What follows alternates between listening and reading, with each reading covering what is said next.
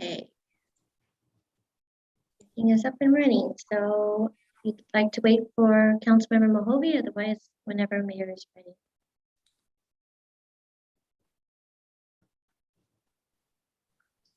We can get started. Okay, let me pause.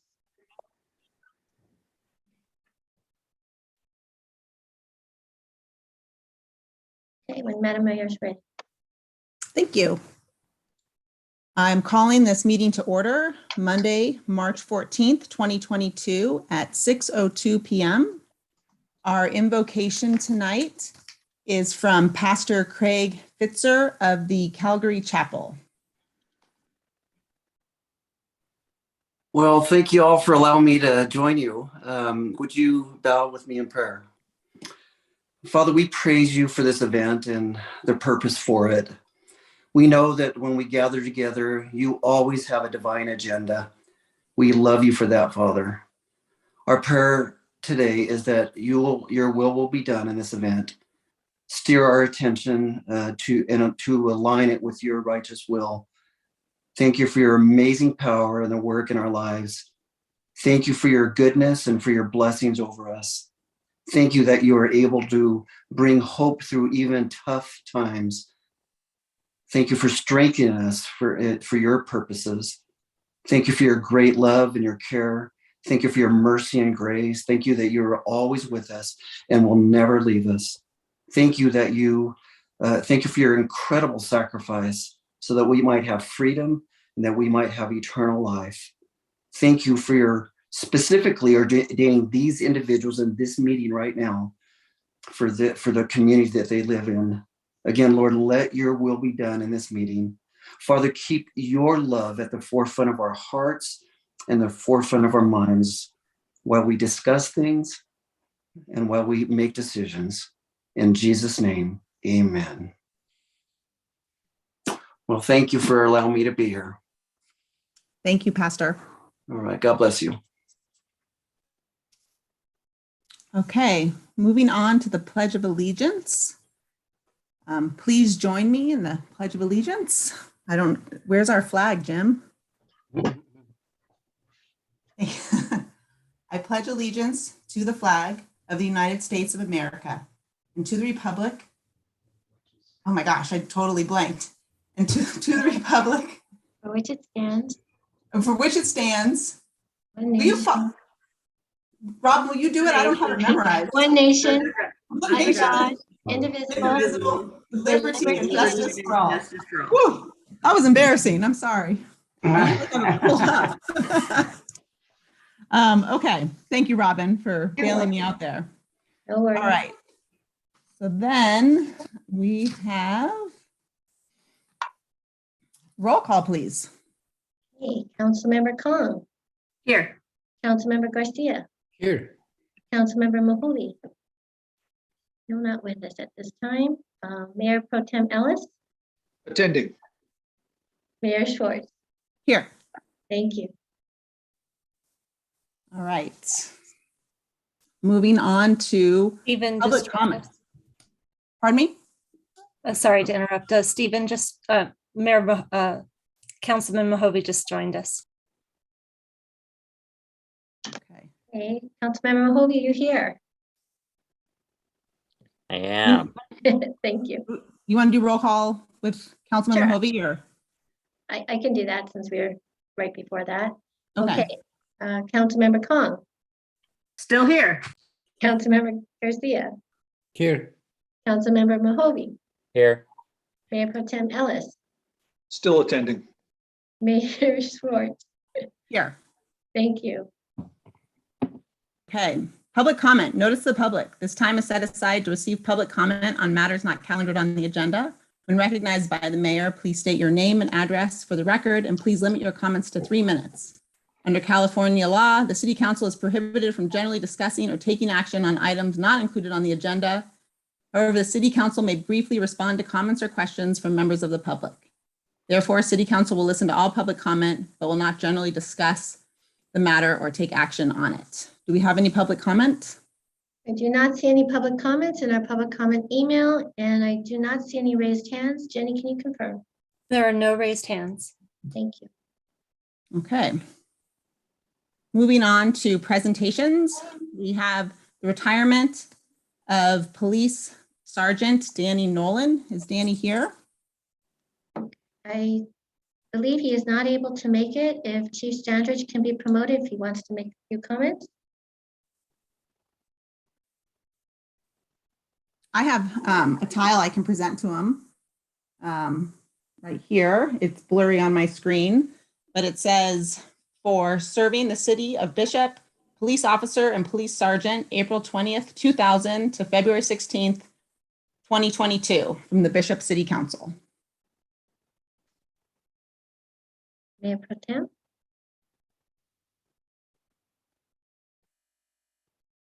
And I have a coin here, which is there.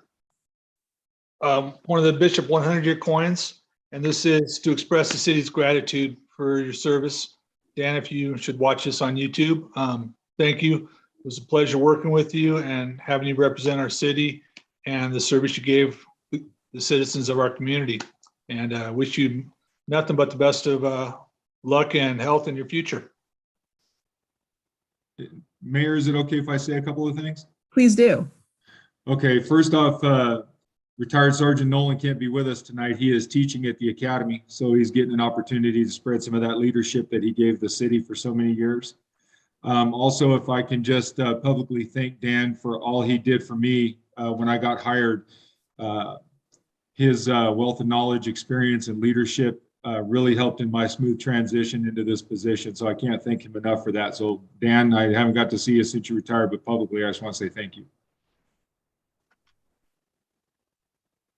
All right. Thank you, Chief, and thank you, Dan Nolan. That's a long time to serve the city of Bishop. Moving on to Northern Inyo Healthcare District Medication Assisted Treatment Program and Syringe Exchange Program, presented by Northern Inyo Hospital Rural Health Clinic Care Coordinator Manager Dan David. That's long. Hi, guys. Thank you very much for allowing me. Let me see if I can share my screen here. Just one second.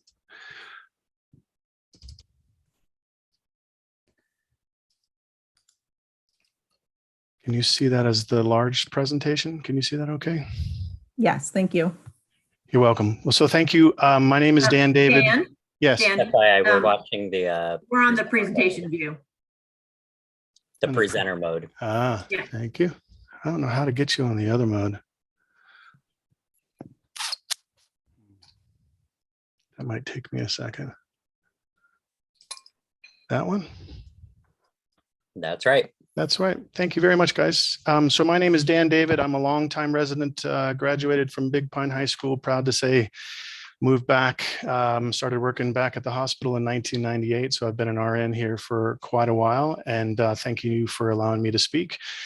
I'm hoping that I have some of my other team members. I've got Dr. Ann Gosh-Garian, who's a board certified in addiction medicine.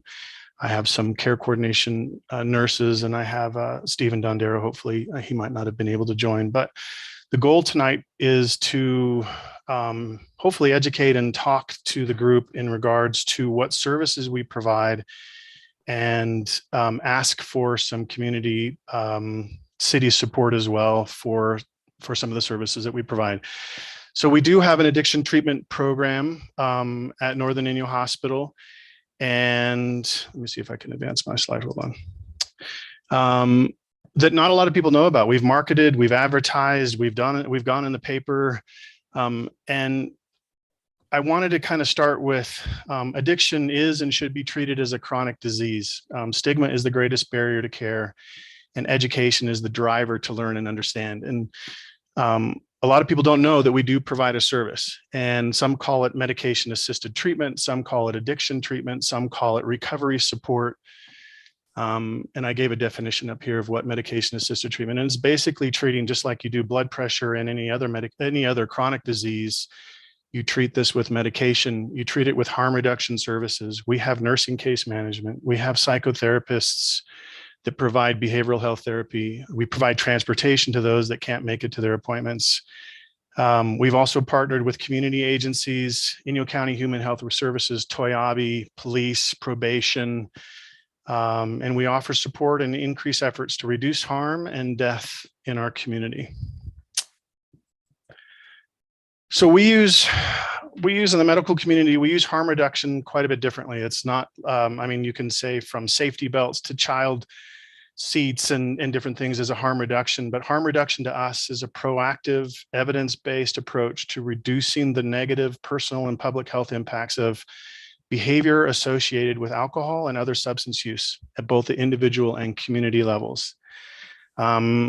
Even though we're kind of making it through COVID and we have other things that are going on around, around the world, we still have an opioid epidemic. We have about 40,000 deaths a year in the United States. We have about 115 a day across the United States. And this was in 2021. And this does live in our community. We do have heroin. We do have fentanyl. We do have pill pressers. If you didn't know, these are things that you press heroin and fentanyl into a pill like a Motrin or an Advil or a Xanax, and then they get out there, but they have heroin in them. We do have fatalities that come with this. And my goal was to kind of come together and fight this with open arms and understanding, and also just educate you that we do have this program. We have a non-judgmental harm reduction approach that works differently with those who are actively using to engage with support and services. Our strategies include education and support for safer use with an aim to minimize negative health, social, and legal impacts and focus on positive changes. All of this while working with our community without judgment, coercion, and or discrimination. So we provide, like I mentioned earlier, services, but these include overdose prevention, reversal kits. So I'm sure you've heard of Narcan, fentanyl strips that are in the community. Fentanyl strips are used to test to see if that has fentanyl in it. And that gives some higher education out there as far as what they're doing. We provide safer drug education, linkages to addiction treatment, detox services if necessary, and our goal is to provide low barrier access to address the long-standing problem of syringe litter that's in our community by offering safe and convenient disposal of syringes such as kiosks. We are a California Department of Public Health certified syringe exchange program, and these services are also included with medical services as waste as well, such as diabetes or people that provide their own self-injections for other things. So it's not just for drug use. Data-wise, I thought this was just kind of be important to you to know what we're doing out there. We currently have 89 participants that are in our program. So it's just a number to show you who in our community that are in need of help. This is kind of a mind-blowing number for me, that for those that are out there, we've given out 3,300 kits of Narcan. And those include from everywhere from agencies in town to police to anyone that you can kind of think of, with the goal of basically saturating the community so that if there is an overdose, that someone might have it. If a child takes grandma's pills, or if there's something other ingestible stuff that's taken, that the Narcan is readily available. I did kind of talk a little bit about fentanyl strips and what they're used for. But one of the things that's also very interesting, that's quite alarming, is that of that 3,300 kits that we've given, we have identified 42 overdoses have been reversed by our Narcan alone, meaning that we most likely should have lost about 42 people to overdose, if not being able to give the Narcan and giving that out in the community. So it's interesting. A lot of people ask about fatalities. We do have fatalities in our community. The numbers are quite skewed, and I can go into detail about that. But we do have fatalities that are in our community, and overdose, fentanyl. We have carfentanil. If you don't know what carfentanil, that's elephant tranquilizer. So that's about 1,000 times stronger than fentanyl. So we have high lethal dose fentanyl that's in the community. And our program's goal is to try to reduce all of the stigma around it, and to put out there that we need to help and reduce the harm. We have a methamphetamine problem. If if you lived here for a while, you know that we have a methamphetamine. There's a new evidence-based program that's called contingency management, and we have just initiated a contingency management program. And proud to say that our program does our support unconditionally. We have multidisciplinary, meaning we have advanced practice practitioners that and nurses and support teams, psychotherapists that do a peer support to help people where they're needed. And I wanted to leave it open at the end for questions because I'm sure that there's going to be, but basically my goal for tonight was to meet with you, tell you a little bit of data, tell you what's really going on out there, because my head was in the sand.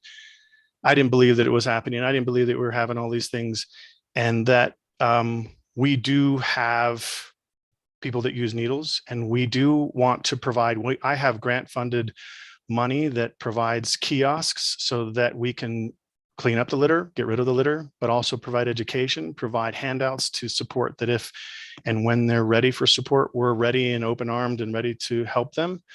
But asking for installation or at least acknowledgement that these are going to be installed in the community, so that if there are questions, you know that these are out in the community for waste. We do have a syringe service planner that would come and identify and pick up waste if we have things that are out there. We can come and give presentations to educate the community more. And that's kind of my fast-winded talk. I can normally be a really long-winded talker, but I also put some numbers up there for people to contact. I have a care coordination team. That's the 873-2031. Those are nurses that answer that phone. I obviously am the manager, and you can call me if you've got any questions. If there are questions around pickup or waste or litter or Narcan or anything that's kind of needed in regards to that, that's Stephen's number. And that's my slide presentation. And I'd like to open up if anyone has questions, concerns that I can hopefully answer.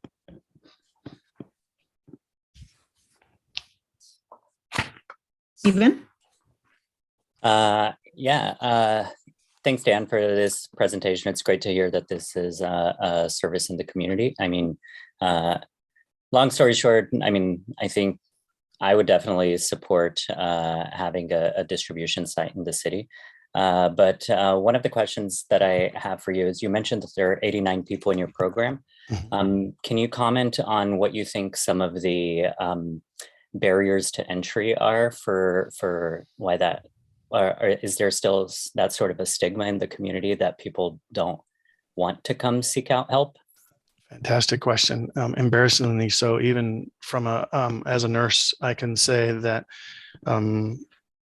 we have our own perception and judgment as well. So I would say that the stigma goes internally in the hospital, externally in the community. It's still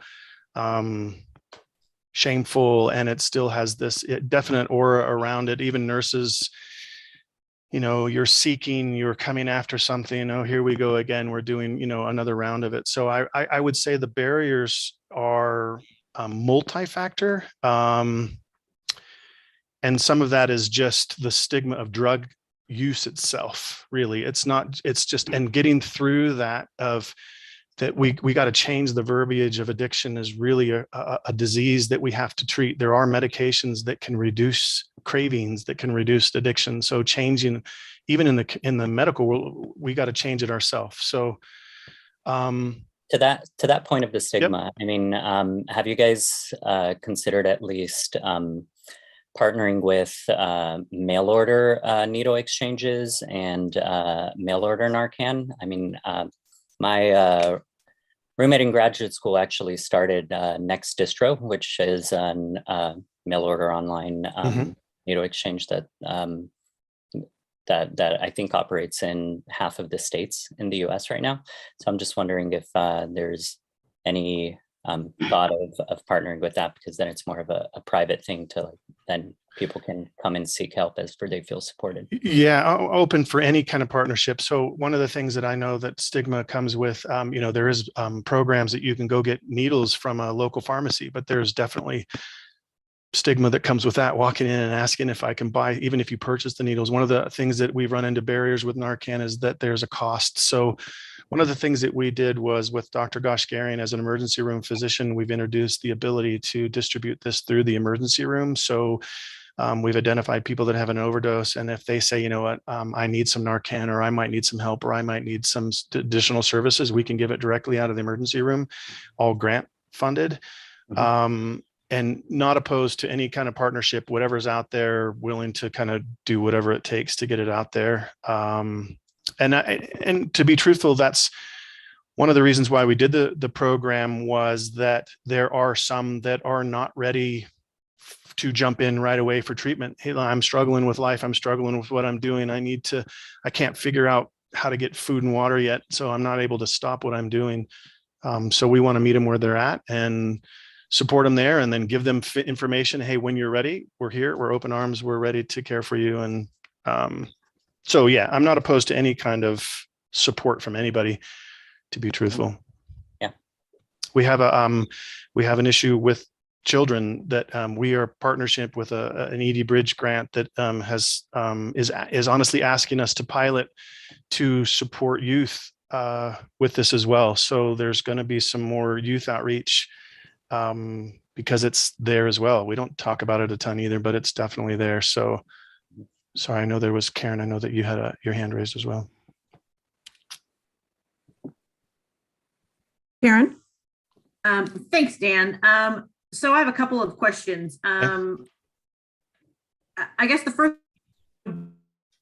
if, I know enough about addiction to know that when people are ready, they're ready. And so are you saying that if we have someone who comes to us and is saying they're ready, we can just walk them into the emergency room and they'll get them hooked up in this way? Yep. So I try not to be long-winded because I know you guys have a big agenda. So when my head was in the sand and we identified, I remembered sitting there going to a meeting and we were talking about alcohol in the community and the alcoholism. And then someone would say, well, what are we doing about the heroin problem? And then someone would say, well, what are we doing about the heroin problem? And so this was 4 years ago.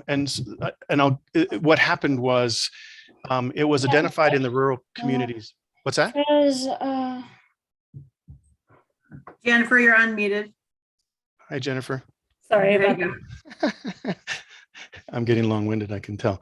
So it was identified in the rural communities that we needed to have a different approach to opening up support, and that was through the emergency room. And so there was a grant that came that was called the ED Bridge, and the ED Bridge was basically a focus that you put somebody in the emergency room that when someone comes in and they need help, then we're ready to support. And we have that person.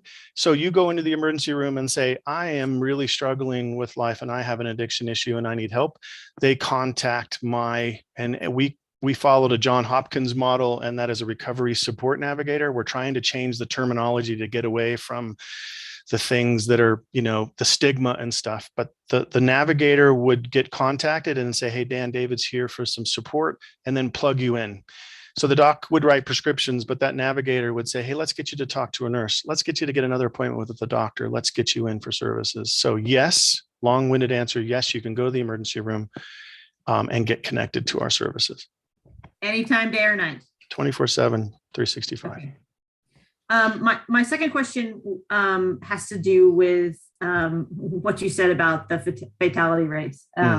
I'd be interested to hear what they are, plus whatever the skewedness is, just because I think the community needs to, if people have head in their sand, you know what I meant. I do. That'd be interesting to hear. So we struggle with that. I talked to Dr. Goshgarian before we had this meeting. I stood up on a national conference and I complained that the medical community has wrong data. And what I mean by wrong data is we had a 26-year-old about 2 years ago die, and he died and the cause of death was a motor vehicle accident. He had overdosed on heroin and crashed into a tree. So the cause of death was a motor vehicle accident, but we had a aspiration pneumonia of a heroin overdose that happened to be. So the reason why it's skewed is how we describe the death and what happens. So it's not typically they die of an overdose. They died because they aspirated, or they died because their heart stopped, so cardiac arrest, or they died. So that's what I mean by the data skewed. We have overdoses frequently in the emergency room, that even I can't identify that. So they get brought in by ambulance for respiratory failure. It's not coming in on an overdose. So running reports and collecting data is skewed in the sense of it's in my opinion, from a medical perspective, it's not 100% accurate. But I know of, I think it was about 4 years ago, I think we had 8 deaths in the community. I think we had 6 or 8 last year. And this goes all the way down to Lone Pine, so this is and we partner with Mono County as well. They've had deaths in Mono County as well. But you don't hear it talked about. You don't see it because it's just not the data that you want to see, unfortunately. Sorry. One last quick question, because I agree with Stephen that I'm supportive of a kiosk. Can you sort of talk about what we're talking about? What it would look like? Yeah. So one of my nurses goes, "Why don't you show a picture of them?" And I should have had a picture of them for you. So, Okay. So a kiosk is like a little mailbox that is, you basically have the ability to dispense of your needles, and we pick them up and we discard and we get rid of them. So it looks like it's a mailbox. They're about 3 foot high. They have to be secured to the ground. There are regulations that come with that. I have the California Department of Public Health regulations for them so that they don't get taken off with and things don't get put in there. But you typically put them around in areas that are also not, so like I've talked to Dwayne's, they are interested in having one there because people have asked for this for not only illegal use, but legal use, right? So it's one of those ones for the diet, but they don't have a place to throw away their diabetic needles and that kind of stuff. So we find them in Tide boxes and different things of what people put them in. So yeah, they're mailbox size, they're small, they're secured, they're cemented in the ground. I think they're bolted into the ground. We would be the ones that would manage, get rid of the waste. We would also be out there in the community. I have been approached by the high school and the elementary school of needles on the ground. And what do we do with that? And I would say, call us. And then we identify that. We'll go get them. We'll get rid of them. But also, hopefully, we can get out there and educate as well. Hey, if the more that we can get them to learn that this is where they go, then that's where they'll be dropped off at. So thank you for your support. I appreciate that. Great. Thanks, Dan. Council, I would like to add that Dan and I have had a couple of different conversations about this, and it's something that Public Works could easily install these for him. It wouldn't take much time by encroachment permit, and it sounds like a very needed item in the city. And then I will work with Dan to figure out where those locations would be, and we can make it happen if council's in favor of that idea. Thank you, Dustin. And I wanted to let you know too, we would put information on there, phone numbers and Northern Inyo Hospital contacts, and if there are questions and if you want help, so there will be advertisement or marketing or whatever the right wording that would be on those as well for the community if they come up. I mean, if you've read the news, these are issues all throughout the state of these done, and I want to do it right. I wanted to reach out to you, let you know. I didn't want to just because I have it permitted by the state of California. I wanted to make sure that we roll this out with everybody's understanding. And what else do I need to do? If it's not enough, then what else can I give you information wise? So thank you, Dustin. Jose? Yes, thank you. Hi, Dan. Hi, Jose. I'd like to ask you to talk a little bit about funding. You have mentioned that you have grant funding for these kiosks and for other activities. And in healthcare, everything comes with a price. Having a service like this, it's not easy to start, to maintain.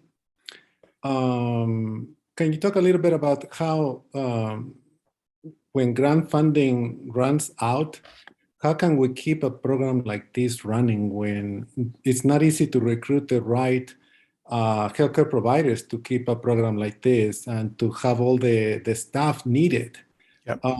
How is the district able to maintain a program like this and to allow it to grow? Because obviously there is a need. Yeah, great And question. does insurance companies provide the proper reimbursements for these type of services? And our participants, do they have the health insurance that is going to cover all of these services? I mean, I think it's important that the community knows that even if they don't have health insurance, they can get help. I love the question. So Thank you, Dan. you're welcome. I've worked with Jose for a long time, and we have participated in a lot of this stuff. So proud to say that I've gotten, I think we're up to 8 grants, maybe 9, about $500,000 that we've gotten just on the opioid epidemic. So that shows you just the push that I've tried to do to try to get the funding for that. The beauty of a rural health clinic is that it is for the underserved, it is for the low income, it is for those that can't afford. And so we rolled this program into an RHC so that we can provide just that. So from a program perspective, the current positions that are doing this job are 3 more years. And with that, I have contingency plans. I'm applying for more support. But with this comes, you're going to get me long-winded, Jose. We have hub and spoke grants, which allow us to have money to help people get into rehab services. So not only do you come in and you say, I really need help, but I need to go to rehab right now. We have funding that helps us get you there and get you into a program. We've gotten people in on the day of. And so we have a warehouse of supplies that supports this program. It's currently, there's no end to it. As far as it's just going to be annually done over again. So we order from a warehouse any supplies that we need for this. And when I say supplies, I mean, there could be female products, there could be water, there could be things that they need that are supporting them on all levels. It's not just from a syringe or a service. It's a service that helps provide to make sure that they got what they need. So right now we have a 3-year grant for both of the positions that are supporting this program. And the long-term plan is to add in counselor services, substance use counselor services, so that they can have group and more therapy and get them off. But I would say more applications for grants. Yeah, there's always, when the grant runs out, I think that's always the never ending question. What do you do? I think the nation, the world has recognized that this is something that they got to fund. Do health insurances fund it? They fund for all of the appointments that are going on. They fund for the contingency management. The big push now is methamphetamine. How do we get people off of methamphetamine? Because there's no drugs for it. There's no medication for it. So I foresee many, many, many more years of support, because this is a struggle that is killing so many people. And until we can stop killing them, then it goes away. But I mean, it's a great question. Jim, you have a question? Yeah, quickly, Dan, so I'm not long-winded. Seems to be the word. Hey, I was at a League of California Cities meeting 2 weeks ago, and the sheriff of San Bernardino County spoke on this fentanyl problem. Mm-hmm. And I love where you're going with this. I'll support the needle exchanges, also the dump boxes. Yep. But what I mean, I think of myself as pretty well educated. I look on news all the time, and I think that the users kind of hide in the dark for whatever stigmas are attached to this. But I think that the actual problem is kind of hidden in the dark. I did not know nearly as much about fentanyl as I even thought. This is a huge problem, and I would love to see what you're doing is great. The program is great. Helping our citizens out is great, but I would love to see, I mean, yeah, nobody wants to hear about it, but unfortunately, I think people need to hear about it. So whether it's through the media, nobody wants to hear bad stories, but at the same time, you have to know them to know it. And so I would hope that the media locally, even if it's snippets of what does fentanyl look like, how is it used, what are signs, what do you find it in, just different, what does it look like when someone's on it, and just to educate parents and people and friends and neighbors and get the story out there. Because the more I hear about this, and after listening to San Bernardino County Sheriff, wow, to have this in our own community. And I'm sure the numbers that you talk about are even greater than what we probably even know. They are. And that is scary to me, Dan. No, I appreciate that, Jim. Yeah, so we have given several presentations. Speaking of grant funding, I have about $50,000 that I can do for community outreach and community education. So we're planning an event in September. We do Narcan events. We have done about 4 different events. It's interesting because even with Jose's agreement, we've done lots of marketing for the Hispanic community. We've done a lot of marketing out there, and I still have people go, we have fentanyl, we have an issue, we have Narcan. What's Narcan again? So we have to bombard it with education and knowledge and flyers, and I've got the funds to do it. And I have a phenomenal doctor that just finished doing her addiction medicine board. So she's a board certified addiction medicine doctor that wants to provide that. I can bring in people into the community. Now that COVID's going away, or whatever the terminology is going to be with that, now I can have events more and not just these Zoom meetings, but I'm hoping to do more of that as well, because a lot of the participants don't sign into Zoom, or they're not going to listen to Zoom. They need somebody to go out in the community and be out there. So 100% agree. I've got the money to do it. I'm willing to do that. So. Well, Dan, thank you so much. Your passion really comes through. And I think the more awareness we have in the community, hopefully it'll help the people that are in need. And I, like everyone else, completely support having these boxes around our community, and maybe some pamphlets at City Hall. You're going in to sign your kid up for something and you see a pamphlet. I just think, like you said, just having them everywhere makes people aware of the issue and maybe not so afraid to talk about it. Thank you so much for your time. Very much appreciated. Thank you.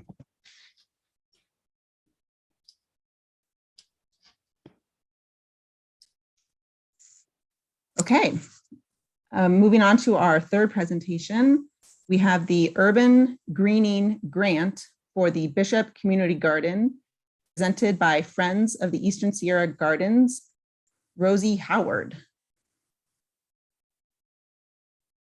Hi, Rosie. Hi, Karen. Hello, everyone. Thank you so much for your time this evening. I'm Rosie Howard, a 12-year Inyo Mono Master Gardener who was trained by the University of California. And I'm one of the founders and builders of the Bishop Community Garden behind the Bishop City Park. With us this evening, we have Master Gardener Bobby Striefler and Carrie Lazito, who's going to be doing our presentation. Bobby is a current DWP employee, and Carrie is a retired biology teacher from Bishop Union High School. Carrie will be telling you all about our grant efforts. And please, if you have any questions at the end, we'd love to answer them. Thank you. Welcome, Carrie. Carrie will be sharing her screen with you as well. Hello. Hi. Yeah, let me get this screen share going. And this is one of the things that we provided you with in the packet. And I know you've asked us to kind of keep it short and sweet, so I'm not a fan of reading from a presentation, but I'm going to stick to the script. So one of the things we provided everybody was a kind of a before and after picture of the garden, what it looked like 10 years ago and what it looks like now. And before I start, I'd really like to thank Karen Schwartz and Jose Garcia for taking the time to tour the community garden, become more familiar with our project. So as Rosie said, we're currently writing a proposal for an urban greening grant from the state to enhance our efforts at the community garden and basically complete its development. The grant is due in 2 weeks from today. That's March 28th. So we're sort of under the gun and working pretty furiously.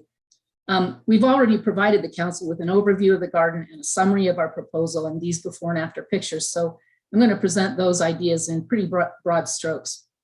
75% of the $47 million that urban greening is giving out will go to disadvantaged communities. And we're Bishop is a socioeconomically disadvantaged community. So one of the things that we're doing is we're kind of redoubling our efforts with outreach with both the Bishop Paiute tribe and various agencies that serve low-income families, and those would be the United Methodist Social Services and IMACA and the Senior Center. By boosting efforts to get gardeners to donate extra produce to these agencies, it enhances climate mitigation by reducing the greenhouse gases associated with food transportation. And furthermore, our plans to renovate 4 areas of the garden and plant trees along the Pine to Park pathway will put additional land into production to reduce CO2. We're developing a plan to offer water saving drip irrigation to plot holders. And some people may be wasting water by watering by hand with hoses, and that'll also help us use less energy.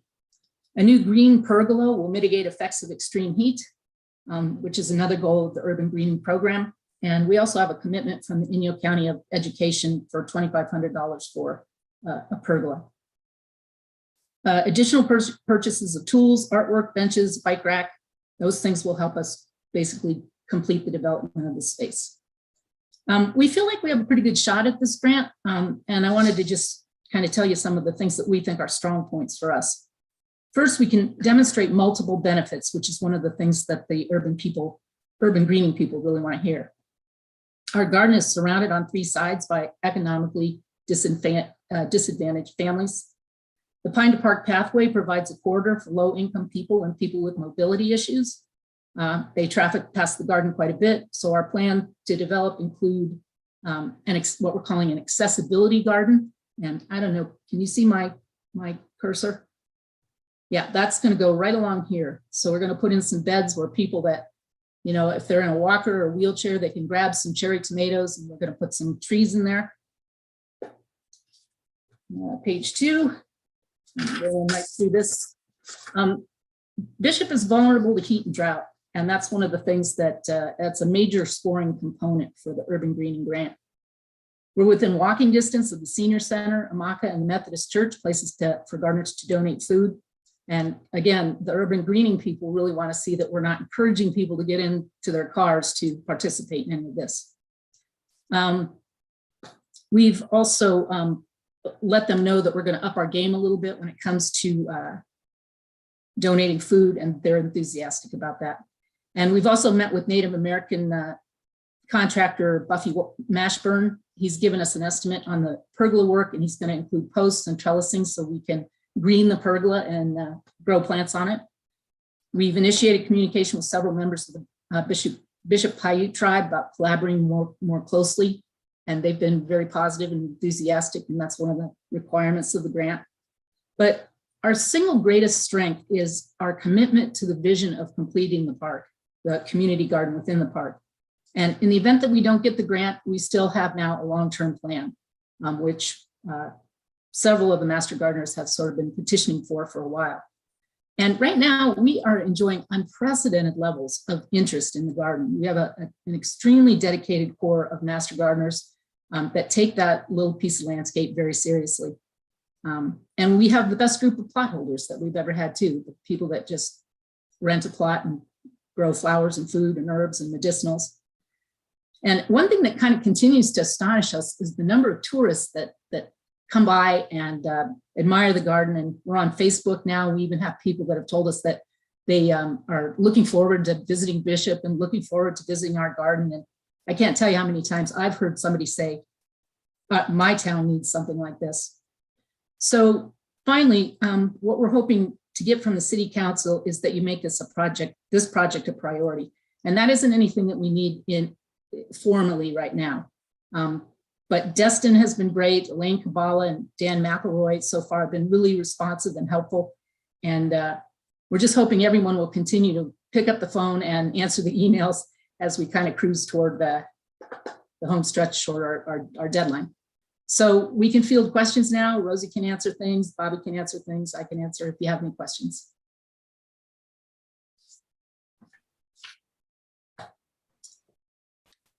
I think it's a great project.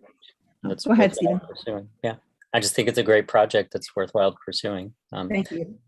Yeah, and I think there are also a lot of funding out there from fruit tree grants that I know before COVID, the city was looking at applying for.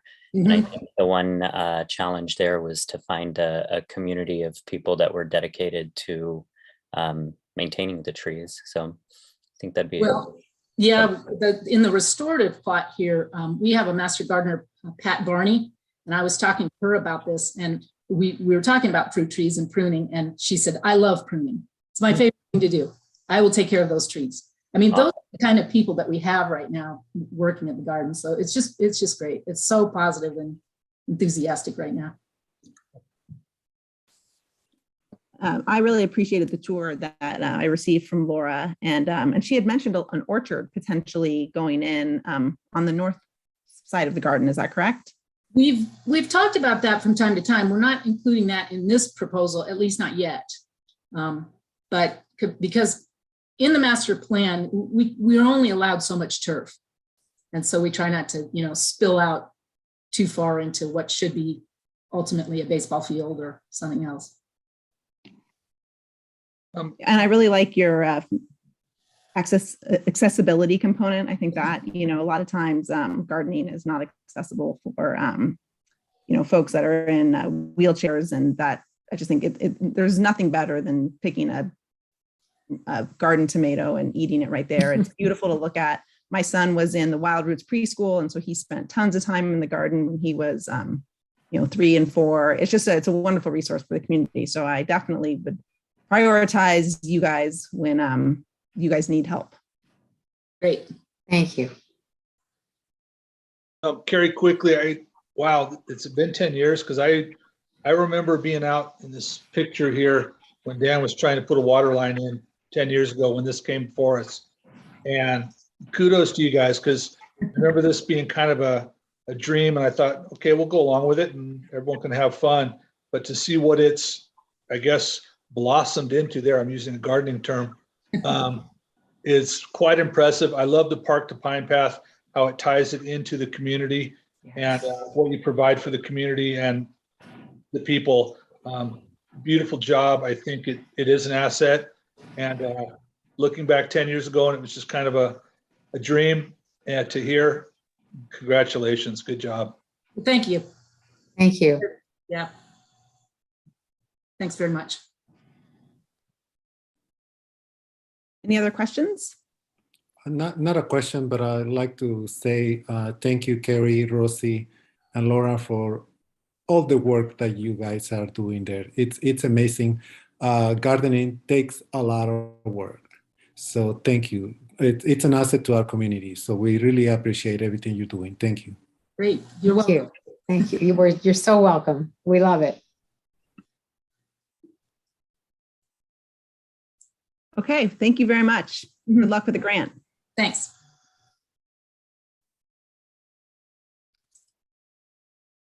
Okay, moving on to the County of Inyo update report prepared and presented by 2nd District Supervisor Jeff Griffiths. Good evening, Madam Mayor, members of council. I assume you've seen my written report, and I don't have a whole lot to add to that other than I saw a few of you at the new Small Business Development Center this evening, and we had our first public event with that, and it was extremely well attended. So it's exciting to see that take off. But I'm happy to answer any questions that you might have.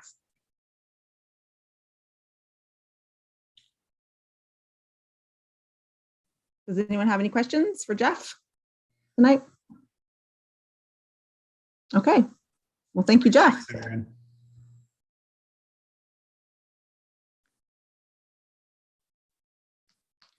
Okay, moving on to the consent calendar. Notice to the public. All matters under the consent calendar are considered routine by the city and will be acted on by one motion. Do you have any questions?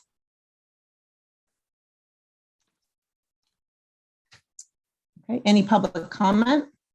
I do not see any public comments in our public comment email, and I do not see any raised hands. Jenny, can you confirm? There are no raised hands. Thank you.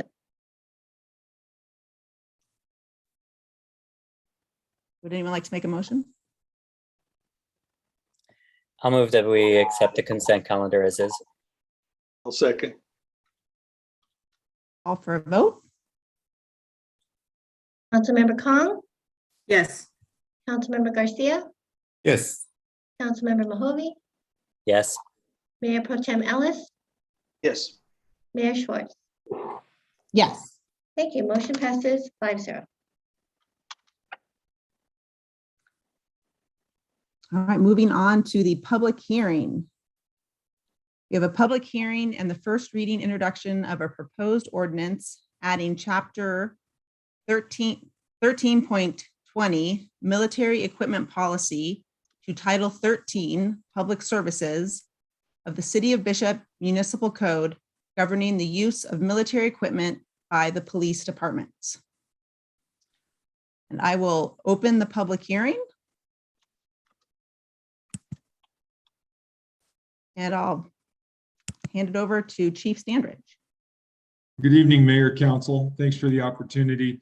I've had a chance to meet with each one of you talking about AB 481 and what its requirements are. So I'll go ahead and be brief. Basically, for the public, a quick overview of 481. It was instituted in 2021 by Governor Newsom.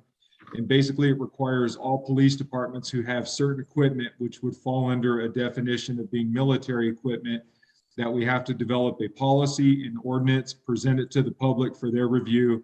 And ultimately, the use of said equipment and possession thereof is governed by the governing body, which would be the City Council. It's basically a way to allow the public and the councils of cities to have more accountability of the police department, while at the same time having more transparency as to what equipment we have in our possession, what it's intended to be used for, and how it is funded. So with that being said, I've provided the inventory in accordance with the ordinance. We have a current policy developed by Lexipol, which has been vetted by Bruce Prayett. He's one of the top use of force expert attorneys probably in the United States. And he's also the owner of Lexipol.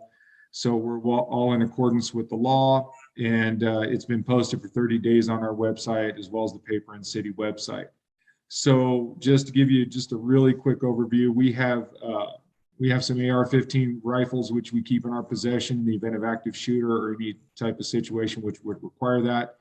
We are also a member of the Special Enforcement Detail for Inyo, Mono County, and we have some equipment that's associated with that. But other than that, we don't have any really what would be determined hardcore military equipment, just that would be needed and utilized to protect the safety of the citizens of Bishop and the officers. So if there's any questions for me, I'd be more than happy to answer. Stephen?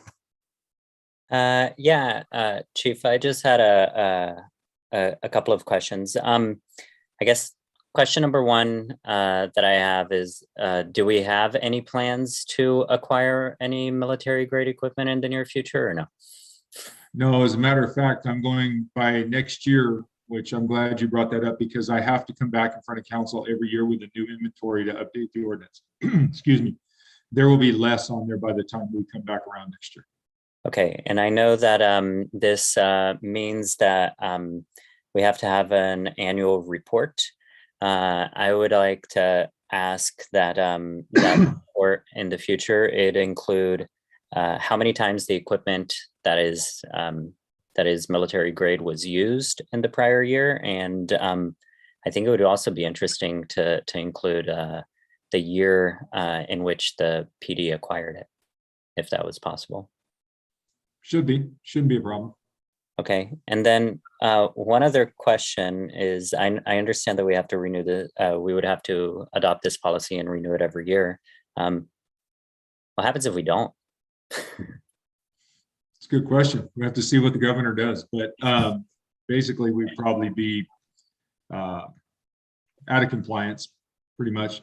But what we'll do is, as long as I'm your chief, we won't test it. So. Okay.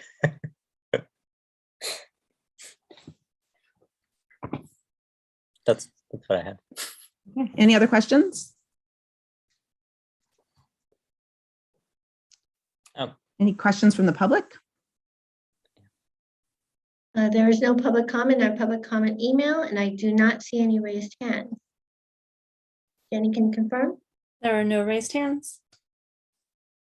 I did have one quick question. It does say that you will designate somebody to be the designated military equipment coordinator. Do you already have Talking to him, sir. Okay, all right.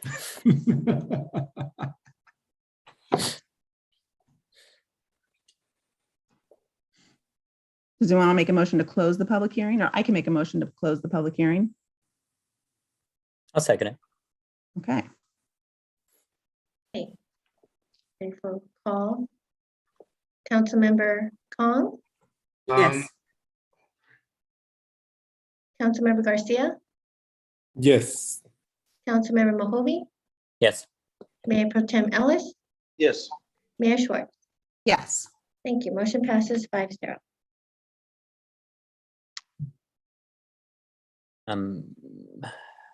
No discussion of the first reading and introduction.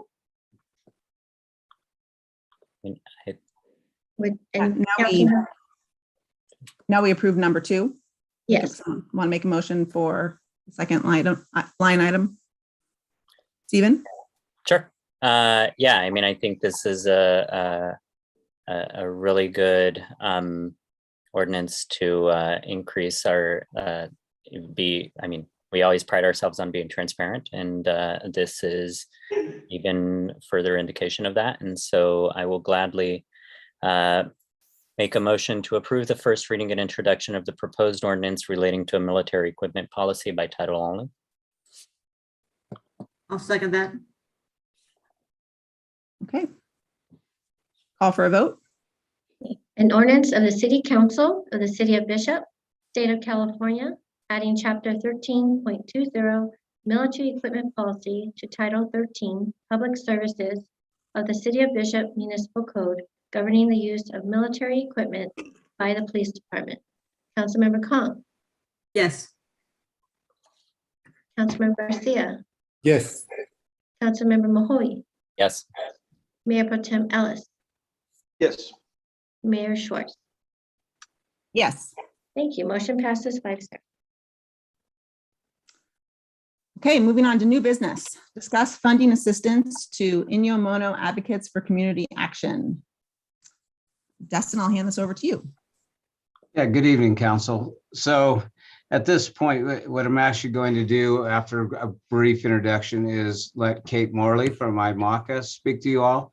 There's really it's their ask, and so I didn't feel a staff report was appropriate at the time or a recommendation at that time. So Kate, I asked Kate to come and present to you all about where IMACA's at, where they're going, what they intend to do with any money that they receive from the public agencies, and just kind of be able to answer any of the questions. And I know there's a lot out there. So until Kate, be prepared for everything. So with no further ado, I will just hand this over to Kate. And I guess I should remind everyone that back, I believe in mid-February, IMACA sent out a letter requesting funds to Inyo County, Mono County, Town of Mammoth, and City of Bishop, a request of $100,000 to keep them financially stable. So with that, Kate, it's all yours.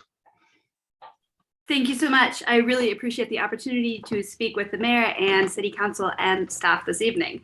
What I'd like to do, I think, is a roadmap for my ask tonight is start with an overview of the full scope of work that IMACA does, then talk briefly about how we came to be facing some of our current struggles, and then move to painting a picture of what the future of IMACA will look like and how we can get there. So as a starting point, I am Kate Morley. I'm the executive director of IMACA. That stands for Inyo Mono Advocates for Community Action. We are a 501c3 organization first, founded in 1980, and then a year later, we became the federally designated Community Action Agency, or CAA, for Inyo and Mono County. That means we are a federally designated anti-poverty organization. So as an overview of some of the services that IMACA provides, for starters, we run the food bank in Inyo and Mono counties. So we do once a month deliveries to about 450 families right now. We deliver to all communities from Charleston View, down way in the south, up to Topaz Lake in the north, and everywhere in between. During the peak of the pandemic, IMACA was serving over 1,000 families. in households per month. We're now down, like I said, to about 450 families a month. About 125 of those families, households, ballpark on any given month are in the Bishop area. So our Bishop distribution has on average 125 households that we serve. We run 6 preschools that serve 80 students. So preschools are in Colville, Lee Vining, and Mammoth, 2 classrooms in Bishop and 1 in Lone Pine. We also have 60 children in our childcare program. That's specifically a Mono County program. Inyo County does get this funding, but it's routed through the Inyo County Office of Education right now. So Inyo County does provide the services. It's just IMACA is not the service provider. So that's a Mammoth specific and Mono County specific program that we have in house right now. We also assist ballpark 400 households with energy assistance payments. That's wood, propane, oil, and electric assistance. We also do some in-home weatherization work. And then to round out this full scope of services, we do a wide range of housing and homelessness services work. We manage 2 low-income apartment buildings, Valley and Glass Mountain, 1 in Inyo, 1 in Mono, 45 units total. We right now oversee 4 transitional housing units. We do emergency shelters, street outreach, rapid rehousing work, and case management. So really a full spread of work over 5 departments. Maybe that's a segue into talking about how IMACA as an organization came to be facing some current struggles. So with that very wide scope of work, we currently operate under over 30 open contracts. The majority of them are reimbursement contracts, and some of them are very small funding streams. With those 30 contracts, that spreads IMACA very thin, with separate billing, separate reporting, and thinking about like the variation of programs that we have under one roof, because it's really different to run a preschool than to run a food bank, than to provide frontline services when someone walks in the door and is looking for housing assistance. We just have so many balls in the air that it can be really, it can be really complicated to make sure that all of the billing and reporting is going out the door when you have staff shortages, which is exactly what we are facing now. IMACA has said yes over the years to a very wide variety of projects and very good community work. And I would say as an overall assessment, it simply turns out right now we are finding that IMACA has bitten out a little more than it can actually chew. I mentioned staff shortages. We have some turnover. Every time someone leaves a small string and duct tape organization like ours, you lose a lot of institutional knowledge. We have some key vacancies right now, including a controller. And I just kind of reiterate that for reimbursement contracts, when we get delayed on billing for 30 separate funding streams, it's really hard to catch up. So even though we have a really solid contract team that has been recommended to us through our national association, NCAP, for the National Community Action Partnership, it still is a hole for us to dig out of. We've also seen a serious increase in demand for services over the past 2 pandemic years. And frankly, again, with an organization that has IMACA's broad scope, it can be really hard to expand and pivot and respond to all of the curveballs that have been thrown all of our way with the speed that is needed when we have such a diversity of services that all have different timelines and different funding sources and different reporting structures and different program needs. I want to talk specifically about housing for a moment. IMACA has been a really key player in the Eastern Sierra Continuum of Care. That's the collaborative that's been around since 2014 that is working to address a whole range of services and programs that provide support for people who are experiencing homelessness or are housing insecure. One of the key things I would just point out that is fairly unique and not necessarily in a good way to the Eastern Sierra Continuum of Care structure as it is now, most COCs across the state request additional admin support and funding support to run that organization.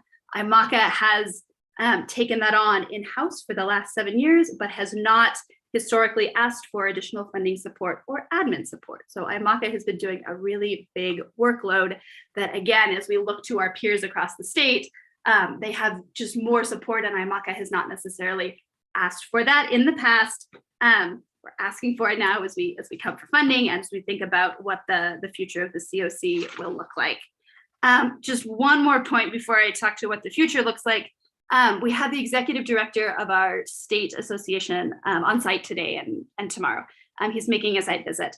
And I will just say that David, the ED, is saying that he's seeing this kind of challenging scenario that community action agencies are facing play out across the state. This is not a scenario that is unique to IMACA. It is not unique to the Eastern Sierra. These are tough times, and there are plenty of other community action agencies that are in our situation, and frankly, that he sees are in worse shape, because as he's on the ground, and I'm telling him about kind of all our partners and all the like strong collaboration we are getting from across the community as we think about where will IMACA need to step back and who can step in to fill those shoes. He sees us having a lot more support than he sees in other areas of the state. And that is just a testament to the strength of the community that is here and the teamwork that I have felt stepping in as kind of the new ED in the last 6 months to all of the community partnerships that are working to support IMACA to continue to do this good work. So let me talk a little bit about the future, and then I will stop, take a breath, and let you all ask questions and see if anyone from the public also has any input, if it is appropriate at that time. The future of IMACA will have a strong, thriving food bank. That is a program that is fairly low cost, thanks to very robust donations, and it is a program that we are very comfortable continuing to administer going forward.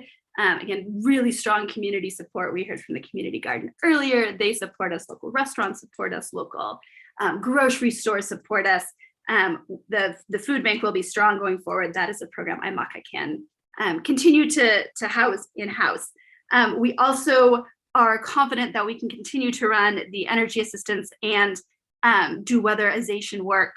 With the energy assistance program, we all know that bills are going up.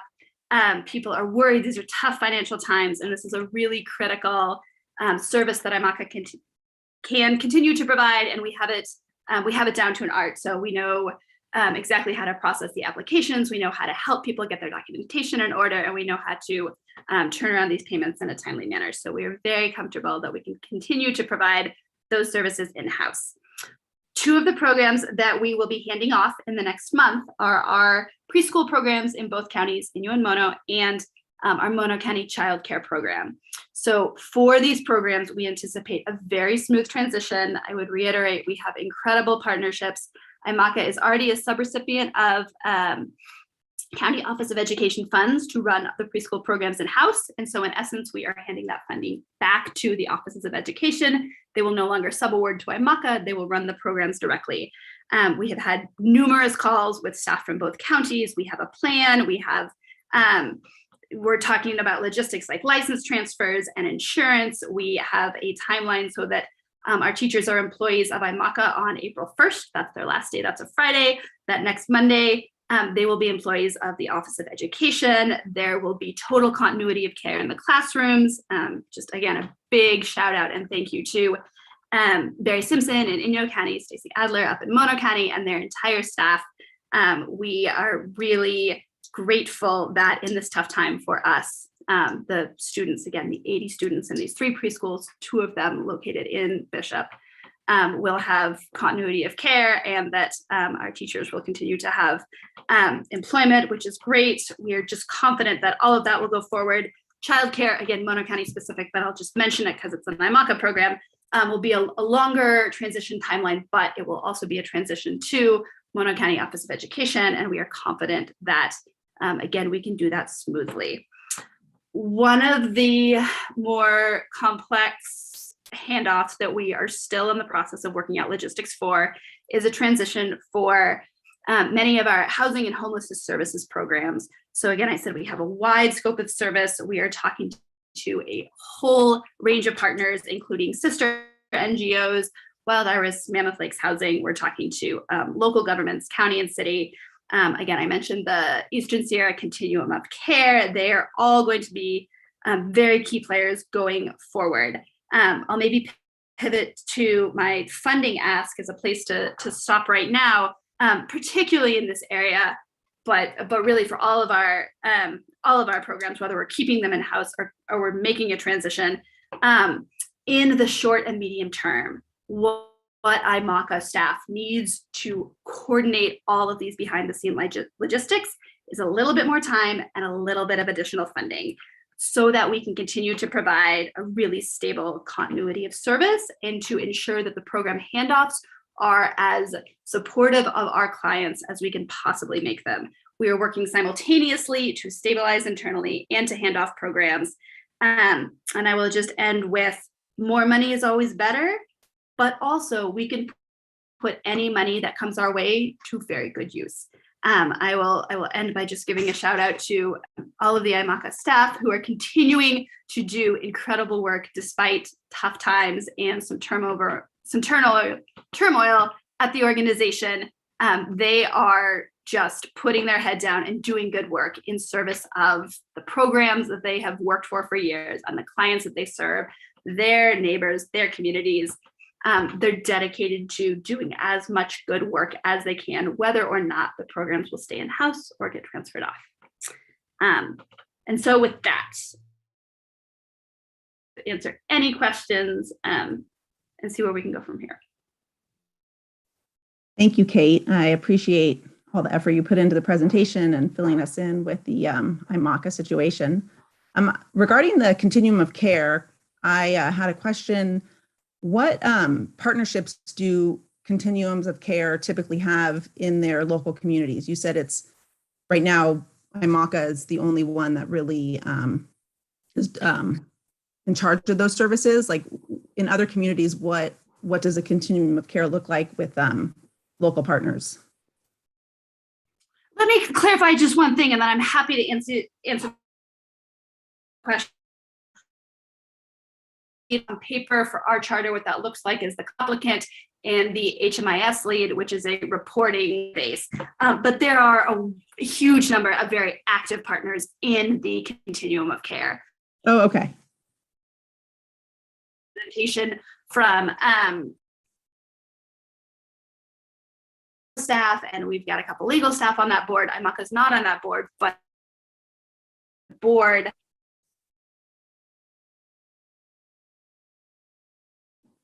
regularly. You know, is it just me or is Kate going in and out for everyone? Insight and assist with fiscal directions. She's cutting in and out. Oh, sorry. Kate,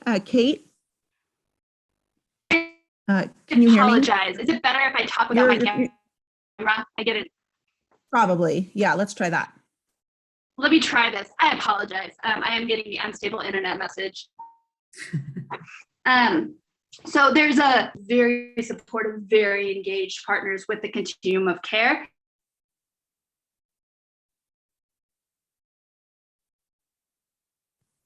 We lost you again, Kate. Reporting, we do in-house. Kate, we still lost you. Maybe if you called in with a phone, would that work? I don't know. Ooh, I am so sorry. You can't hear me, huh? You're just cutting in and out, Kate. You're just going in and out. I apologize, you guys. Let me try to call in. No apologies necessary. Must be sudden link.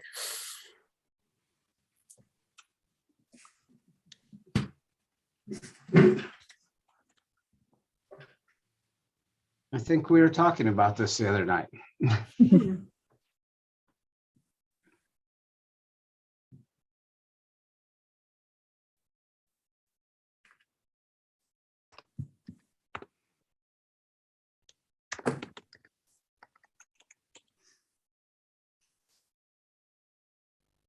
Madam Mayor, while Kate is trying to reconnect, you could always take things out of order and see if there's any public comment and get that out of the way at this point, if you wanted to. Okay, thanks, Dean. That's a good suggestion. Any public comment? I don't see any public comments in our public comment email, and I do not see any raised hands. Jenny, can you confirm? I do not see any raised hands. I tried to buy some time. There'll be a moment. I don't see a number to call in the agenda. Could someone put it in the chat? Yes. Thank you. I see the Zoom link, but not the number. You seem a little better right now, Kate. Maybe it's been fixed. Should we just give it another round and see if this works? Sure. Okay. Oh, thank you. And I see the number, Dustin. Thank you. If it cuts out again, I'll call in. Why don't you keep your camera off, Kate, just in case? Will do. Still here. Happy to take questions.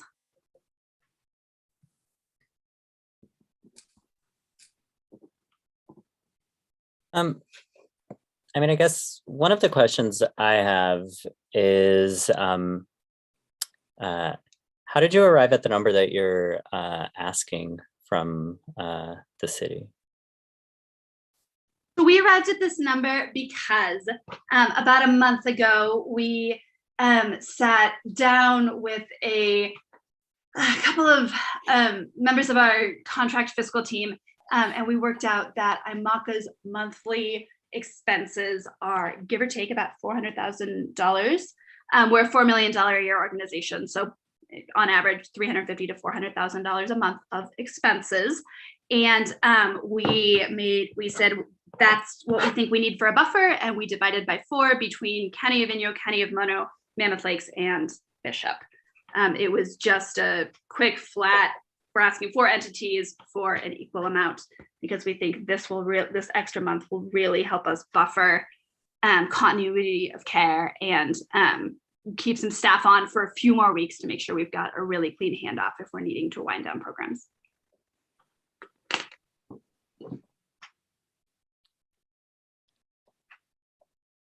Hey, this is Destin. Just to be clear, when you and I spoke last week, it almost sounds like asked to shut something down. But can you explain a little bit more? Those couple of items like the food bank, the energy assistance, IMACA intends to keep their doors open, but just a contraction back to more of the grassroots of the organization. Is that true?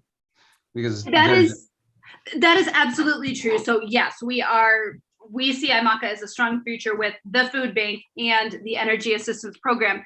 And I will just say, as we're asking for money for IMACA, even if programs wind down at IMACA, that doesn't mean they wind down in the community. These are open contracts that can go to partner organizations.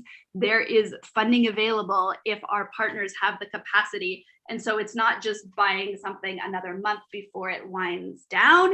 It is buying us more transition time so that the work can continue with our partners. So that's kind of the dual ask. Help us stabilize internally so that for the food bank and for the energy assistance program, we're in a really good shape when we launch IMACA 2.0, as I'm calling it. And for services that are going to partners, let's make sure that handoff is as clean as possible, again, so that clients have continuity of care if and when the funding sources that we have been tapping into are now with other community entities. Jose, did you have a question? I do. Thank you.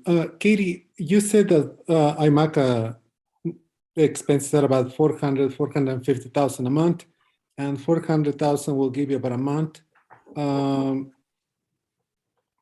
With that, let's say IMACA gets the $400,000 and whatever balance is in the bank right now, how many months are you looking to have cash on hand to continue to cover all your expenses? And my second question is, earlier in your presentation, talking about your food bank, you said that right now you have about 450 families, about 125 of them are in Bishop. I am curious, how many families are in the town of Mammoth Lakes, how many in Inyo County, and how many in Mono County? Let me just, as I'm writing down, take that in reverse order. Okay. So big picture, round numbers, about 2/3 of our food bank recipients are in Inyo County, and 1/3 are in Mono County. I would have to check the numbers, the most current numbers for Town of Mammoth, and I don't have them in front of me. I will say there's a lot of variability in Mammoth. Sometimes we get a really large turnout at distribution. Sometimes we don't. Sometimes that is weather dependent. Sometimes that is seasonal. There is a lot of fluctuation in how many people show up at the Mammoth Lakes distribution. But big picture, 2/3 of the people who we serve through the food bank are in Inyo County and 1/3 are up north. I do know that Mammoth Lakes is definitely the biggest distribution site in Mono County. And you had a question about, I think, long-term stability and cash on hand. Certainly, after talking to a number of very strong, financial advisors who work closely with not-for-profits, absolutely, we would want to have 3 months cash on hand in the checking account available so that we are not in the cash flow crunch that we currently find ourselves in. As we think about this funding request, we are delayed in billing, and we anticipate this week that we are really going to turn a corner and be able to get some billing out the door, and that will help us for the future. What we're asking for in terms of this $400,000 for a month's worth of expenses is to float us in the short term. And also, as we think about kind of stabilizing programs going forward and clean handoffs, where that is in IMACA's future, there are sometimes expenses that are not reimbursable through grant funds that are going to be very beneficial for our clients and our staff. And we want to make sure we do really clean reporting and handoff and keep our staff on board so that files are transferred. But if we've handed off a contract, there may be a couple week gap. And so being able to have staff on board to work with the staff of whatever organization the new contract's going to is going to be really beneficial. So it's those sorts of expenses that we are hoping to cover outside of our normal revenue streams. And that's why we're making what I realize is a very unusual ask for funding support from 4 government entities that we've approached. Thank you, Katie.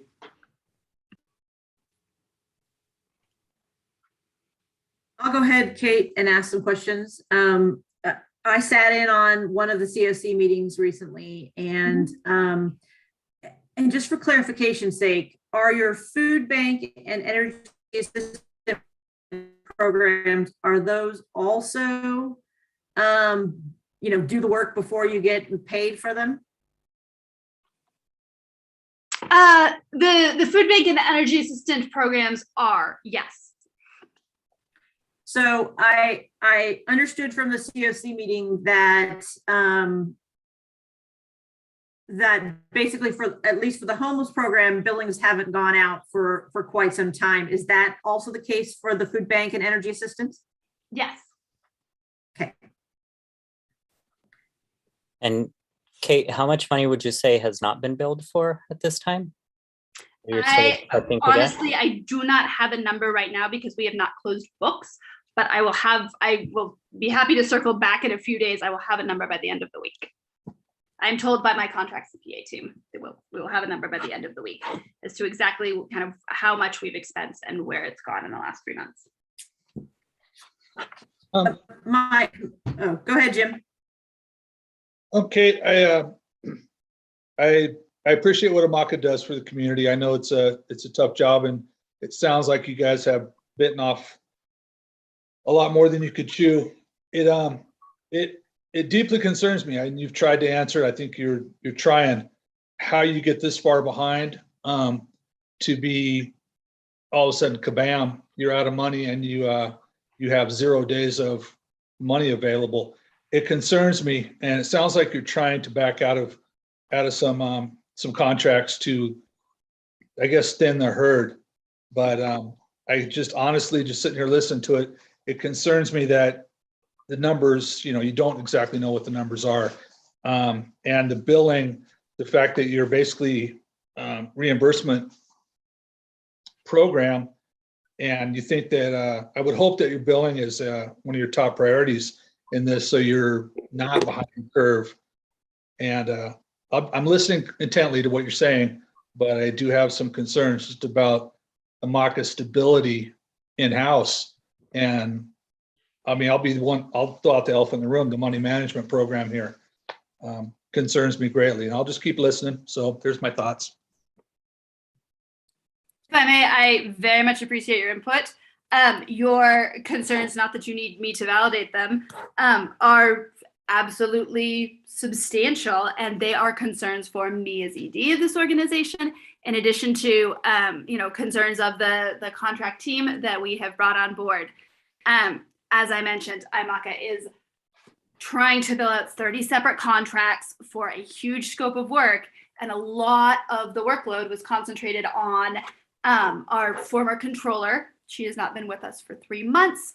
As we tried desperately to recruit a replacement for her, we have as of yet been unsuccessful. So we recognize that there's a really key staff hole right now. We are trying to patch that as best we can with contract supports. But I think to your point about how, what is IMACA's future, if we're not able to find a controller to do this work, and frankly, it's a pretty incredible workload to put on any controller. A lot of controllers deal with 3 to 5 grants max, and to put 30 separate ones on one person, it's a huge load. That is part of the reason we are looking at handing off some of our programs, so that when we are able to again fill that vacancy, and we are recruiting heavily to try to fill it, that it'll be a reasonable workload and the organization will be of a manageable size, so that we don't get into this situation again. So let me just say that I hear your concerns. The reason we are not just trying to quickly backbill and get back to business as usual is because I recognize that from an organizational capacity standpoint, IMACA should size down and stabilize and really make sure that the house is in order and that things are in very good shape.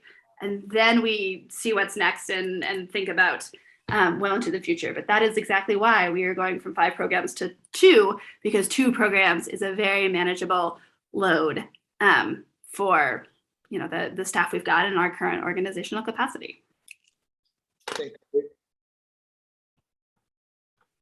Stephen? Kate, I'm really glad to hear you say that. I understand that, of course, as you pointed out, your controller left relatively recently. You just joined on relatively recently. These are systemic issues that definitely predate you. And so I understand that you stepped into kind of a messy situation, and as a lot of nonprofits are. So, I mean, I definitely want to be clear of 2 things: that we're appreciative of what IMACA does in the community. And I personally, by no means, hold you accountable for any of this. So let's just be clear about that. But one of my concerns is we on this board, we're stewards of public funds, right? And so we definitely make sure to vet all of these requests for funds, because that's our duty. And one of my concerns in particular is I've heard you say that you need these funds to ensure. So you've made it clear that you guys are continuing the food bank, you're continuing the energy assistance, and that you need these funds to ensure a smooth transition. In this case, the transition, at least the examples that you've given us, are handing off things to Mono County, Town of Mammoth Lakes, handing off things to Inyo County, to Mono County again when it comes to the daycare, because a lot of those entities did have direct contract with you guys. I think the city of Bishop is kind of unique in that, correct me if I'm wrong, but we didn't have any sort of those tight obligations. So that's one of my concerns, that we would be giving money to basically support that transition to something that isn't necessarily clear that our residents of the city are benefiting from.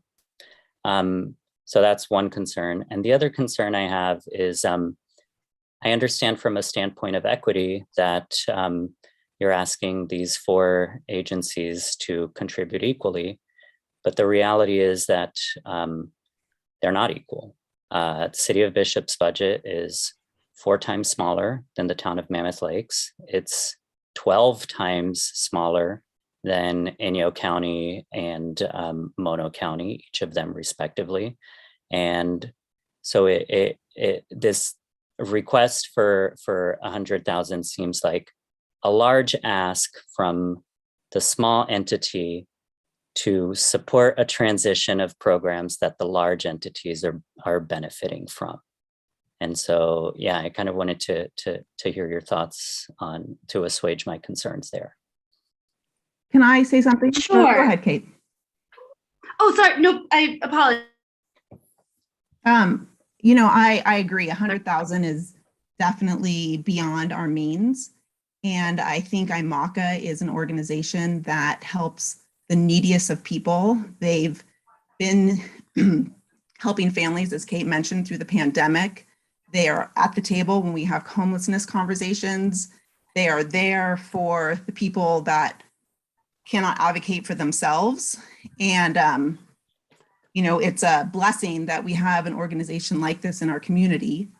And I can't imagine how hard it would be for Kate to come to every entity and ask for money when, you know, you could have just folded and said, you know what, we have no cash flow and we can't serve the people that have been being served, and we're closing our doors, and cities and counties, you guys deal with the rest. Nope, she's going and she's asking and she's not folding.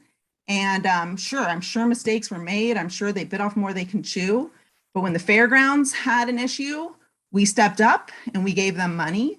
And I think, you know, being that we are smaller, 100 grand is more than we can afford.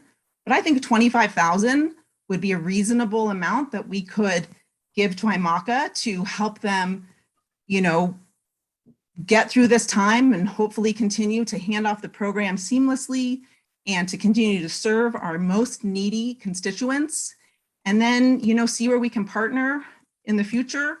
But I feel like they have been serving parts of our community that, you know, we've not been really serving ourselves. And so I would advocate for 25,000. And if the situation happens where IMACA still folds, despite the fact that we gave them some money, at least we tried. That's where I'm at. I get to that point, Kate. What does 25,000 get us?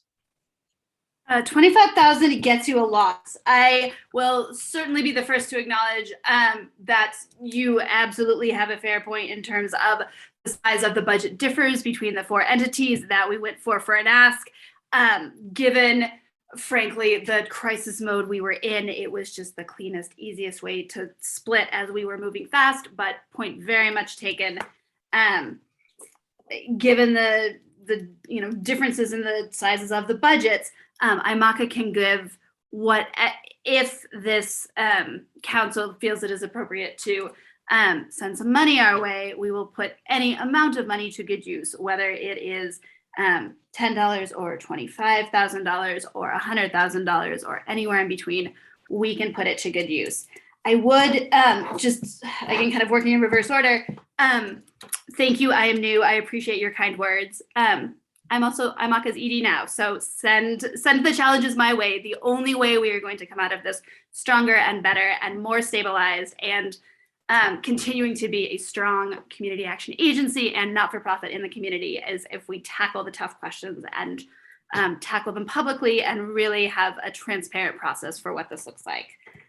In terms of benefit for residents of the city of Bishop, I would just say, as we're talking about preschool handoffs, 2 of the preschools are located in Bishop. There is no other, you know, city or location in our service area that has 2 preschools that we are working to ensure there's total continuity of care.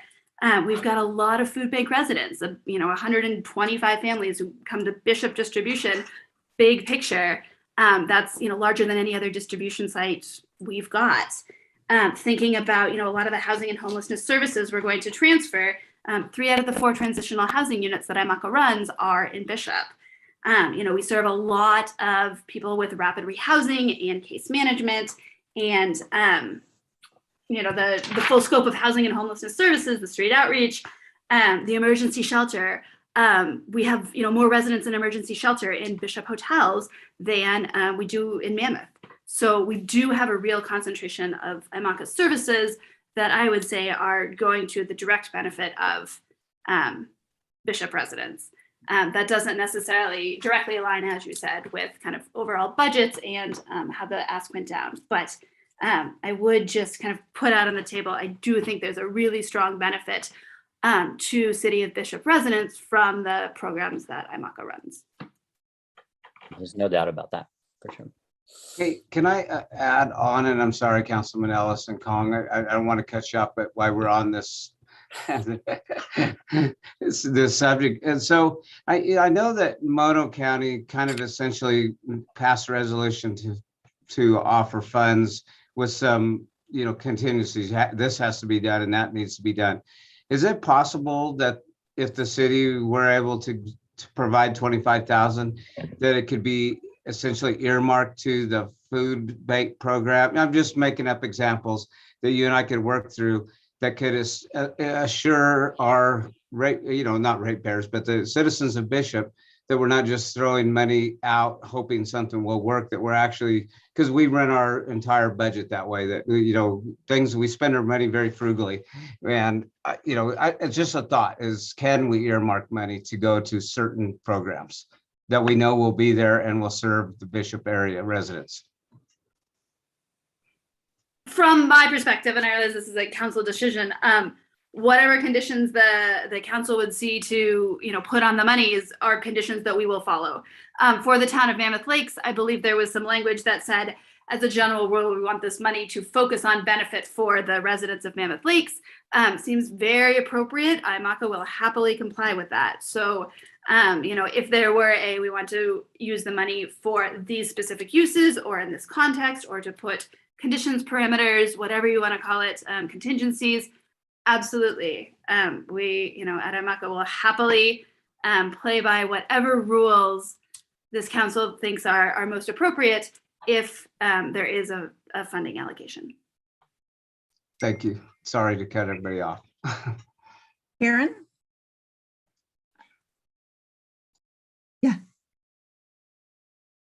I actually think Jose was waiting longer. Oh, sorry. I went out, so I didn't see. Okay. His hand is hidden there. Go ahead. I have a question. This agenda item is listed as a discussion. Are we going to take action on it, or are we just going to talk about it? Dean, can you? Thank you, Council. Yeah, it is listed as discussion.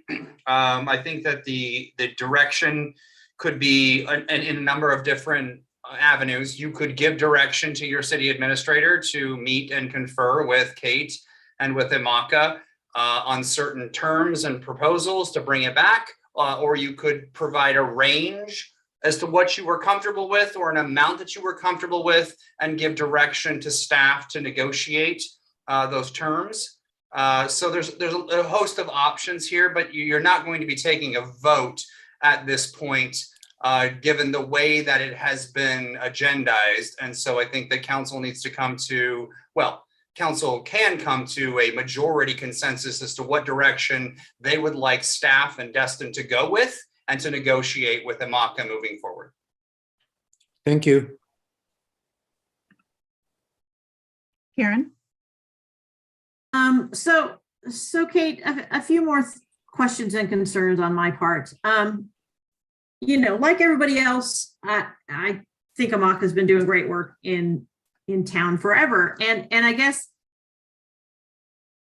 my first thought is, you've got a tentative approval from Mono County and a tentative approval from Mammoth Lakes. And I know that Inyo County is looking at it tomorrow and we're looking at it today. How are you running things right now? I mean, that you're asking for money to keep things going, but if there's no money there right now, how are things actually taking place right now, money-wise? So we are not zeroed out. And to, I think, Stephen's earlier point, my number one priority for our contract billing team that I check on with on a daily basis is what is our progress toward getting ready to bill us out. That is why the state team is here. That's why we've got fiscal consultants. That's why I have pulled in every possible resource I can think of, and I'm leaving no stone unturned to, okay, we have this big hole. We've got this gap in institutional knowledge because we have a key vacancy, and it happened at a totally inopportune time. That was over the holidays, and we had a lot of people out because of either quarantines or illness, and so we're trying to come back from that. And sorry, I lost my train of thought. I think the piece was our bank account is getting very dangerously low, but it is not zeroed out. So it is not as though like we have a bill for $20 tomorrow, we can't pay it. We could pay that $20 bill. But as we think about the closing window and what the state turnaround times look like, and we're begging expedited returns, and we're pulling every string we've got, and again, using every leverage we can, but we're seeing coming down the line, some extra money right now would really benefit us, both in the short term and as we think to long-term stability. If there's a really good solid funding base in our bank for the programs that we are keeping in-house, the food bank and the energy assistance going forward, that is a benefit to those programs. So if there is money sitting there for the food bank and there is some extra that we don't have to reimbursement bill through the state contract program, we can do some really neat things with the food bank. Like we need a little bit of headspace and a little bit of time to really put that together because we are currently functioning in crisis operation mode.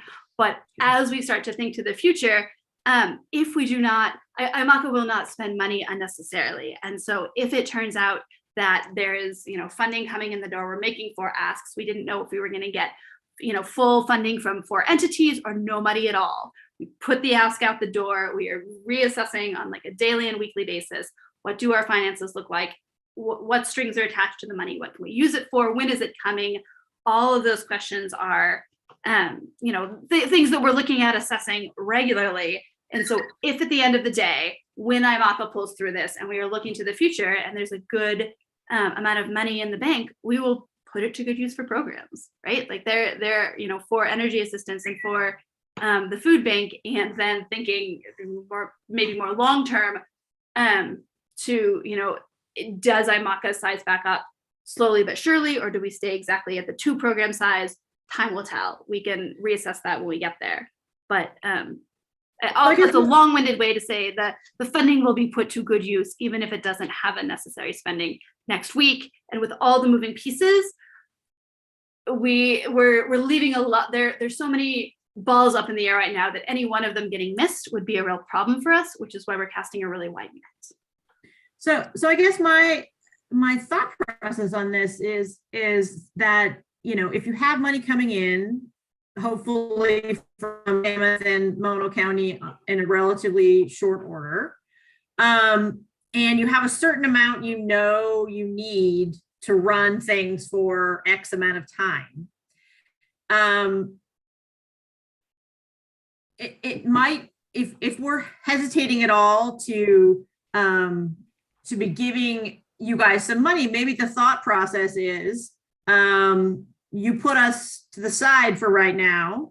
And if there's a gap again between if you get billings out on Friday, but the state doesn't come through quick enough with the refinancing of that or the reimbursement of that, then you say, look, we're still waiting on this. This is where we are. We've this money's been spent and that money's been spent, and we need Karen's Schwartz's proposed 25,000 to get us to the finish line. For me the uncomfortable piece is just so many unknowns still, and I'm exactly like Stephen that I know you walked in on this and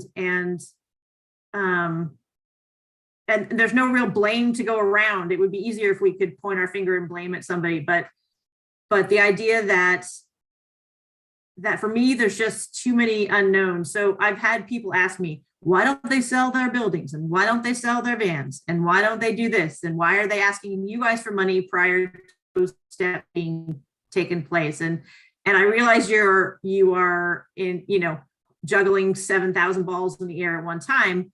And I guess for me, I'd like the number of balls you're juggling to get a little lower before I consider money. Jim, did you have something to say? Yeah, we'll just keep the fun going. Destin, quick question to you. I know we had, at one time, we had allocated some COVID relief money to go somewhere, and I'm not sure if it ever went anywhere, in the neighborhood of $300,000. Is that money available? I mean, I know Karen threw out a number. Is that money available to use on this type of transaction? Part one. I believe we could. I need to talk with Jenny a little bit more. She just attended a class on exactly what that money can be spent on. But yes, we do. We can actually justify every dime of it for revenue loss during the pandemic, but we also have not allocated every single dollar of money, every single dollar of those funds. So yes, there is that option as well. And I will say, to take it a little further, I think I heard Kate say that by the end of this week, you'll have a better estimate of where you're at with funds coming in and billing. And so did I hear that correctly? Yes, that's correct. The catch-22, right, is we have a lot of balls, and so if everything goes as I think it should, by the end of this week, we will have a better sense of what our AR is and exactly how fast we can put billing out the door. The big unknown for us, and the piece that may come sooner rather than later, is how fast are those funds turned around. In normal times, it's anywhere from 4 to 10 weeks. We have asked for real rushes on the reimbursement. We are told by the state that they will do everything they can to help us, but there really will be, there will be some unknowns. Even if I, have someone put an email, we'll get you funds in 7 business days.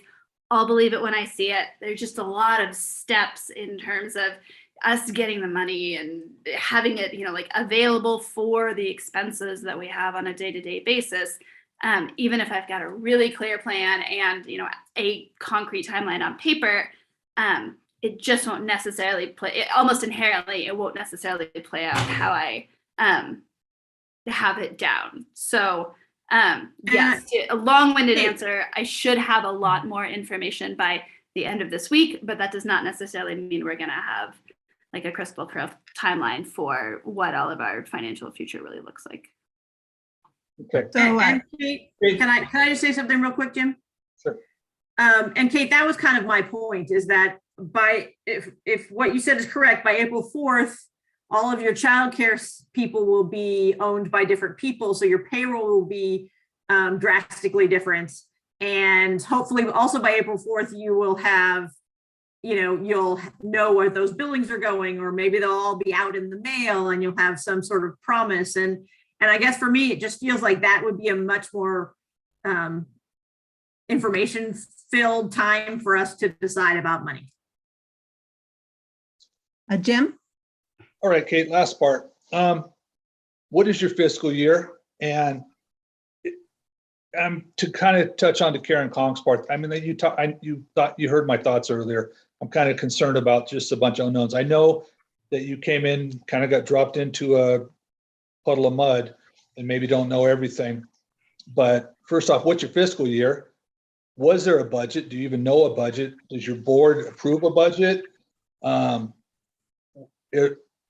mean, someone should have saw this coming if there had been any kind of a budget in here somewhere. And it concerns me making an investment in a organization that, I know you're in the rebalancing stages here, but I'm just trying to find I want to have like Stephen mentioned earlier, I am in charge of public funds and overseeing them. I have to make sure that we're doing this in the right way and that I'm not just, they're gone to the wind. So it's a concern of mine. I'm just trying to feel comfortable here. Absolutely, understood. Our fiscal year starts July 1, so July 1 through June 30th. So Jose? we're 2/3 of the way through the year. Jose, you had a question? Yes, thank you. Katie, I'm sure you know this, and we have tried to mention it during this meeting, but I want to mention it one more time. We are not trying to be difficult. We are not picking on you. It's nothing personal. We just think that something like this should have been seen 6 months ago, maybe 12 months ago, and not by one person, but by more than one person.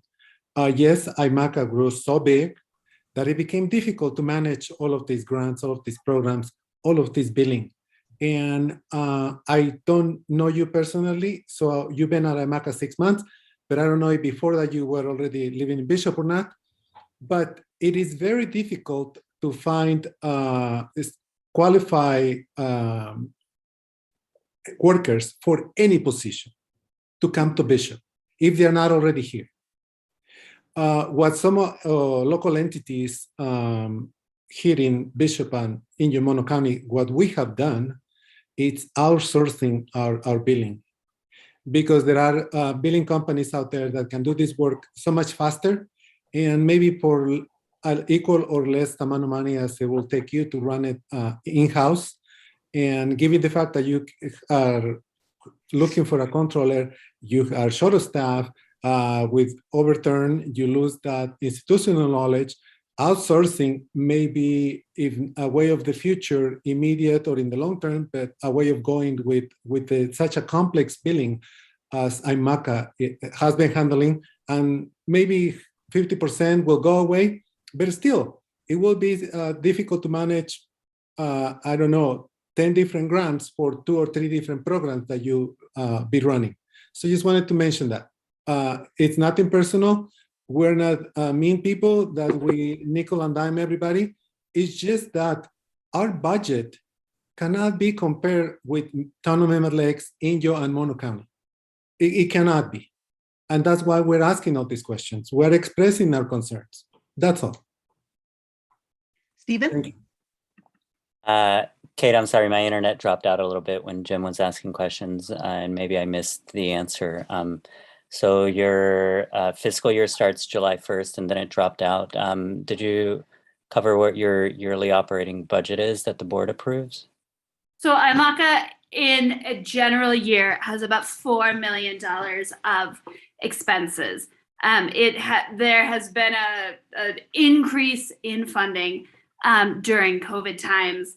Somewhat counterintuitively, I will say that more money in the door without more staff and organizational capacity to effectively run those programs and to scale up quickly has hurt IMACA. So in a normal year, we've got about a $4 million budget.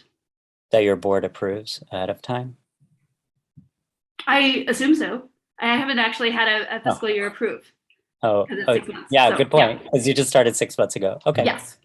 Yeah, I mean, I know we've got a full annual audit, and that is always clean. We can account for all the money going in and all the money going out with a $4 million budget.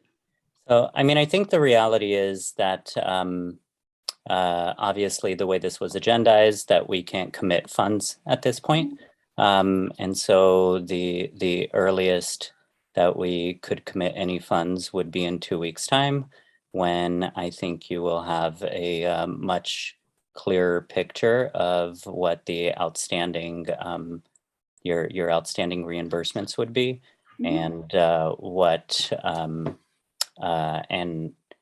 and also what kind of operating budgets you're going to have, because 2 weeks' time is the end of March. So once those programs get passed on in April, and so yeah, I mean, I think in the meantime it would be good if, because when we did apply for the COVID relief funds, it was particularly to benefit businesses in town. We actually even considered throwing in a application for Wild Iris, but that got turned down by the their ED at the time. So, I mean, I think we're all supportive of, we're definitely supportive of giving some funding. I think it's clear you're not getting $100,000 from the city unless something drastically different or something different happens. So, I mean, I would suggest we find out in 2 weeks.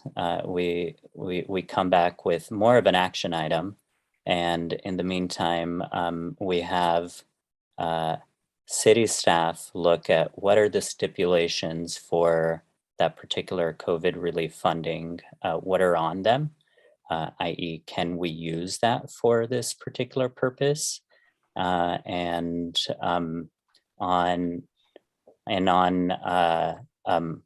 your part, Kate, it would be great if during that time you got a clear picture of how much money is going to be coming, what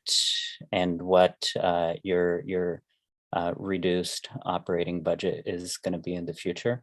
And I think some of that discussion that we have in the future should also consist of ways that we can better partner and help you if possible on those sorts of things. Because I know when Jenny started, our assistant finance director, she wasn't an expert on handling. I mean, she has great credentials and everything and is super qualified, but her background wasn't necessarily in municipal billing. And so there was a lot of the learning curve that she had to come up with and come up on. And at the time we contracted with the assistant finance director of the town of Mammoth Lakes, I believe it was, I forget her name. But it was something like $20,000, and it brought her up to speed. And so I think even though we're not fiscally at the same level as those other entities, we are closer by, and I think that might be help that we could also be willing to offer to help get everything stabilized. So that would be my suggestion. And I would like to say that even if in 2 weeks' time, you're not more knowledgeable about your finances, I'll speak on behalf of myself. I know we're a whole council. I still would like to support IMACA in a capacity that maybe Destin and Kate can, agree on. I think 25,000 is a reasonable number. We've helped other organizations that have been in financial distress, and I'm more than supportive, even if you don't have all the answers, because you might not.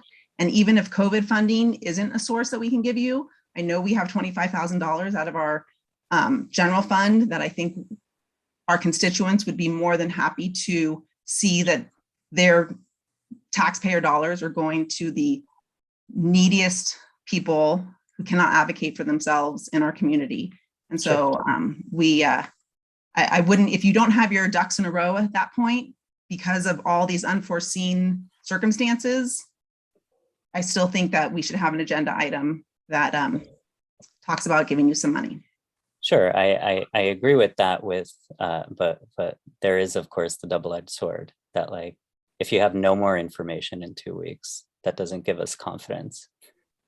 I mean, I'm just being honest and upfront. Well, I just feel like even if IMACA doesn't weather this storm, we at least supported them to try and help our most underserved community. I think that our constituents would be aghast if we let IMACA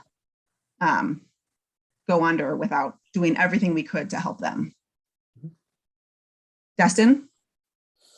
Yeah, so Stephen kind of alluded to what I was going to say about potentially tabling this for 2 weeks, but I also want to mention that and Kate knows this, I sent her an application for that we do the grants and support.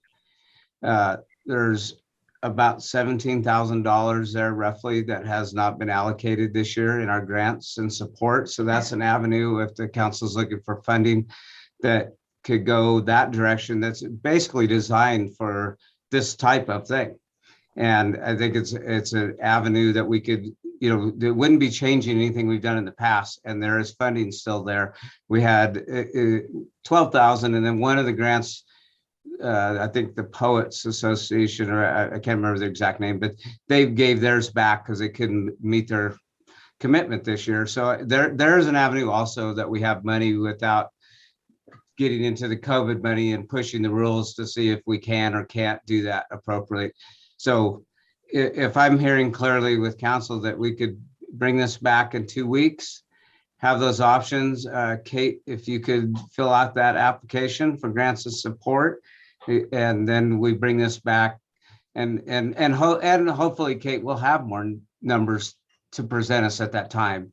Yeah. But I just feel like I think we're all in agreement that we want to help and in whatever capacity we can. But tonight is, I don't feel we can make that decision tonight. Right. And if you're good with that, we have direction and we can bring it back to you in 2 weeks. And I do think we should consider as part of that maybe a partnership where, I don't know, Jenny could tutor somebody for a couple of hours a week. I mean, what's that whole saying? You can give a man a fish or teach him to fish. So, yeah. Great.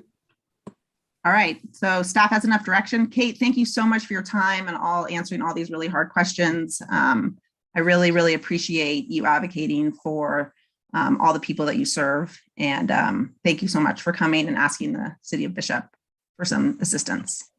Yeah, My thanks, pleasure. Kate. I appreciate all of your time. I will follow up with staff. We will get that application in, and I look forward to checking back in 2 weeks. Ideally with a lot more concrete information that will help me more than anyone else in this world as we try to make strong strategic decisions. Believe me when I say there is no one who wants to get a clean financial printout from our CPA team, and we'll take all the TA support we can get. But we really do have a good network across the state that I am pulling from for people helping us figure out exactly where we're at fiscally, and then how do we go forward cleanly. That is our only path forward. So it's where we're prioritizing a lot of our energy despite all of the balls in the air. That's our number one. It's great to hear. Follow up and hopefully have more in 2 weeks. Thank you. Thanks. Thanks so much. Really appreciate all of your time. Okay. Let's move on to future agenda items. Does anyone have anything to add to future agenda items? Okay. Oh, Stephen? I know we discussed this, but I wanted to, as part of our visioning the other day, but I do want to, at our strategic meeting, but I do want to get it on the record that it would be good to, at some point, not necessarily in the immediate future, maybe 3 months down the line or so, get a clearer case of what the situation is with the final mile for broadband internet. And a fountain at the pool.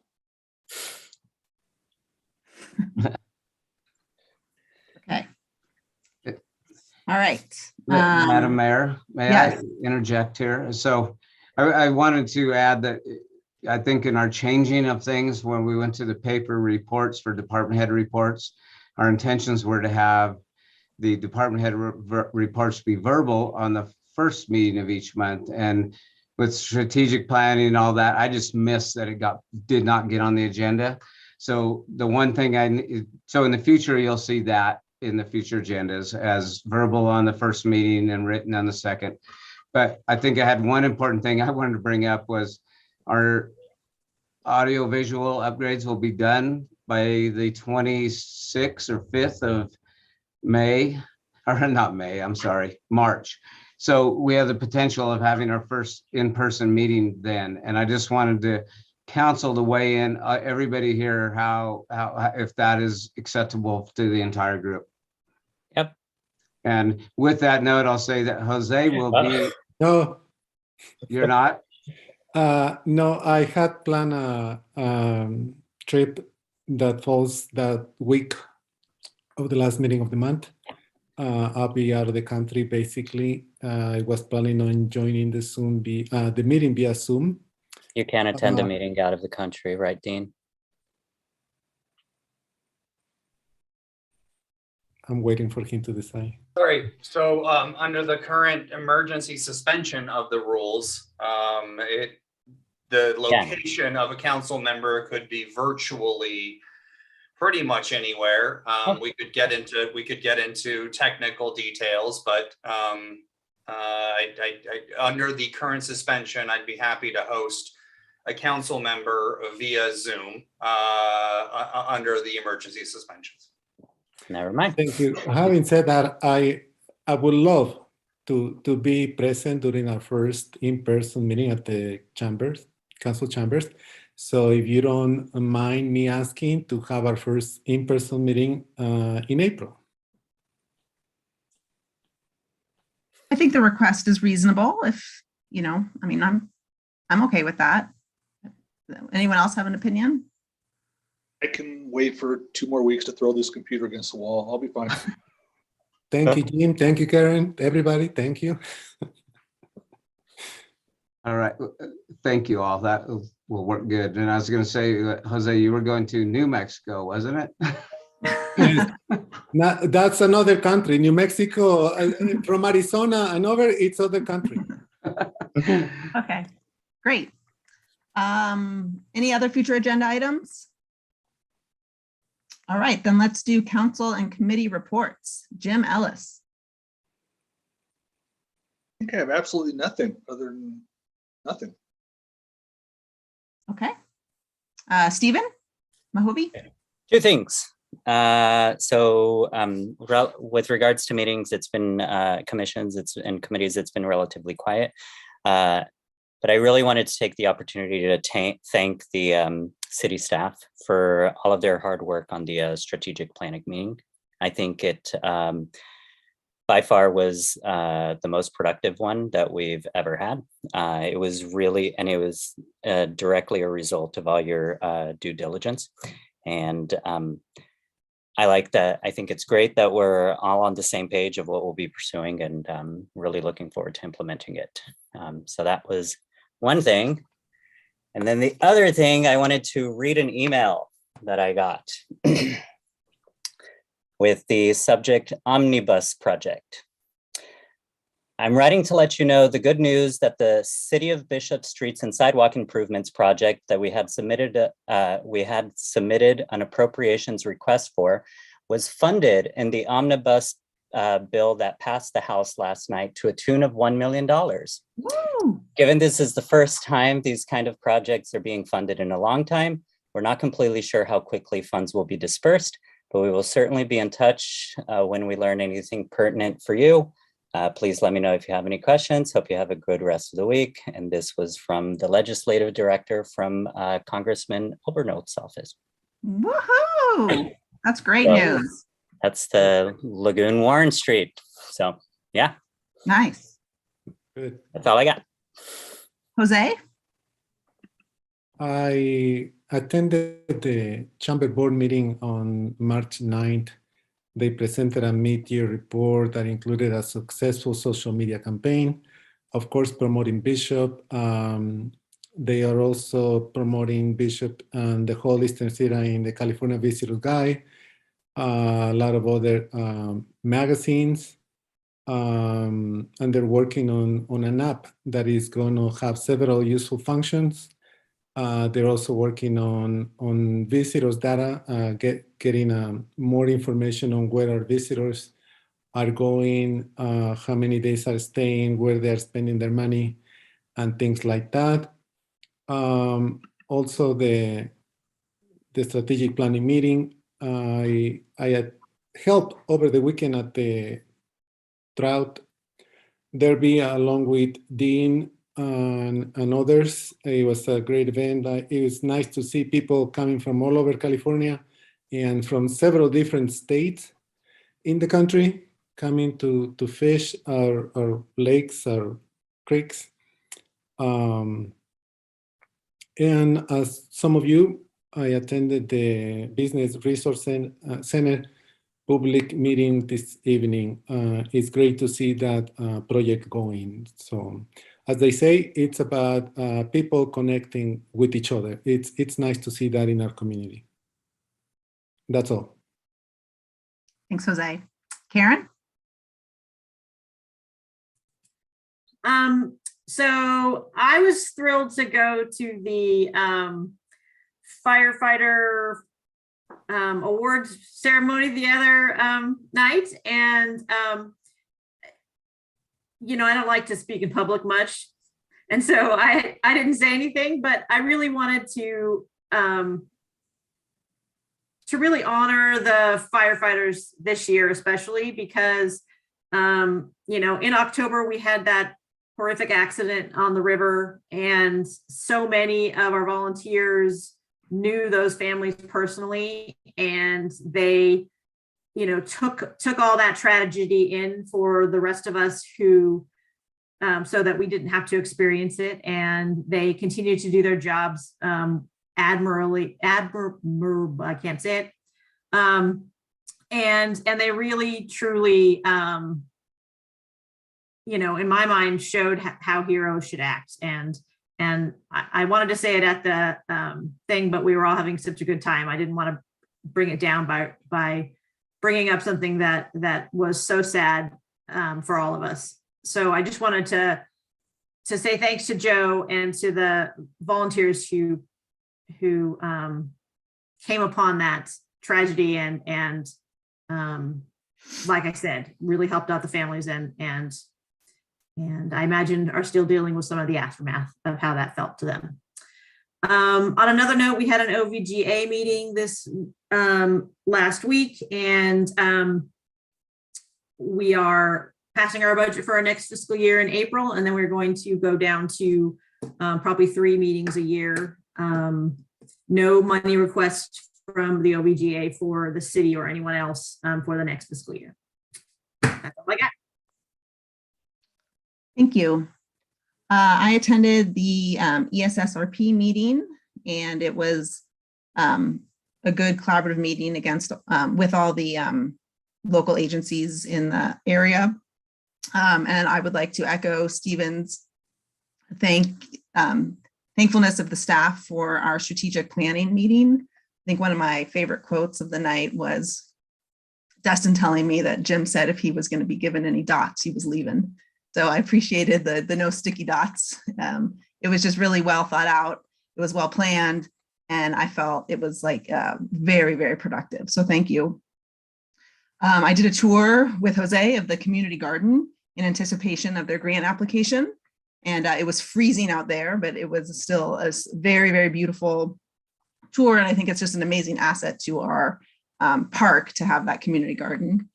And just before this meeting, I was at the Small Business Resource Center at their first entrepreneur meetup. And it was really packed. It was great to see all these business owners and budding entrepreneurs collaborating together in the new space that will soon be our Small Business Resource Center. So that is it. I will adjourn this meeting until March 28th, 2022 at 6 p.m. on Zoom. Okay. Good night, everyone. Good night, everyone.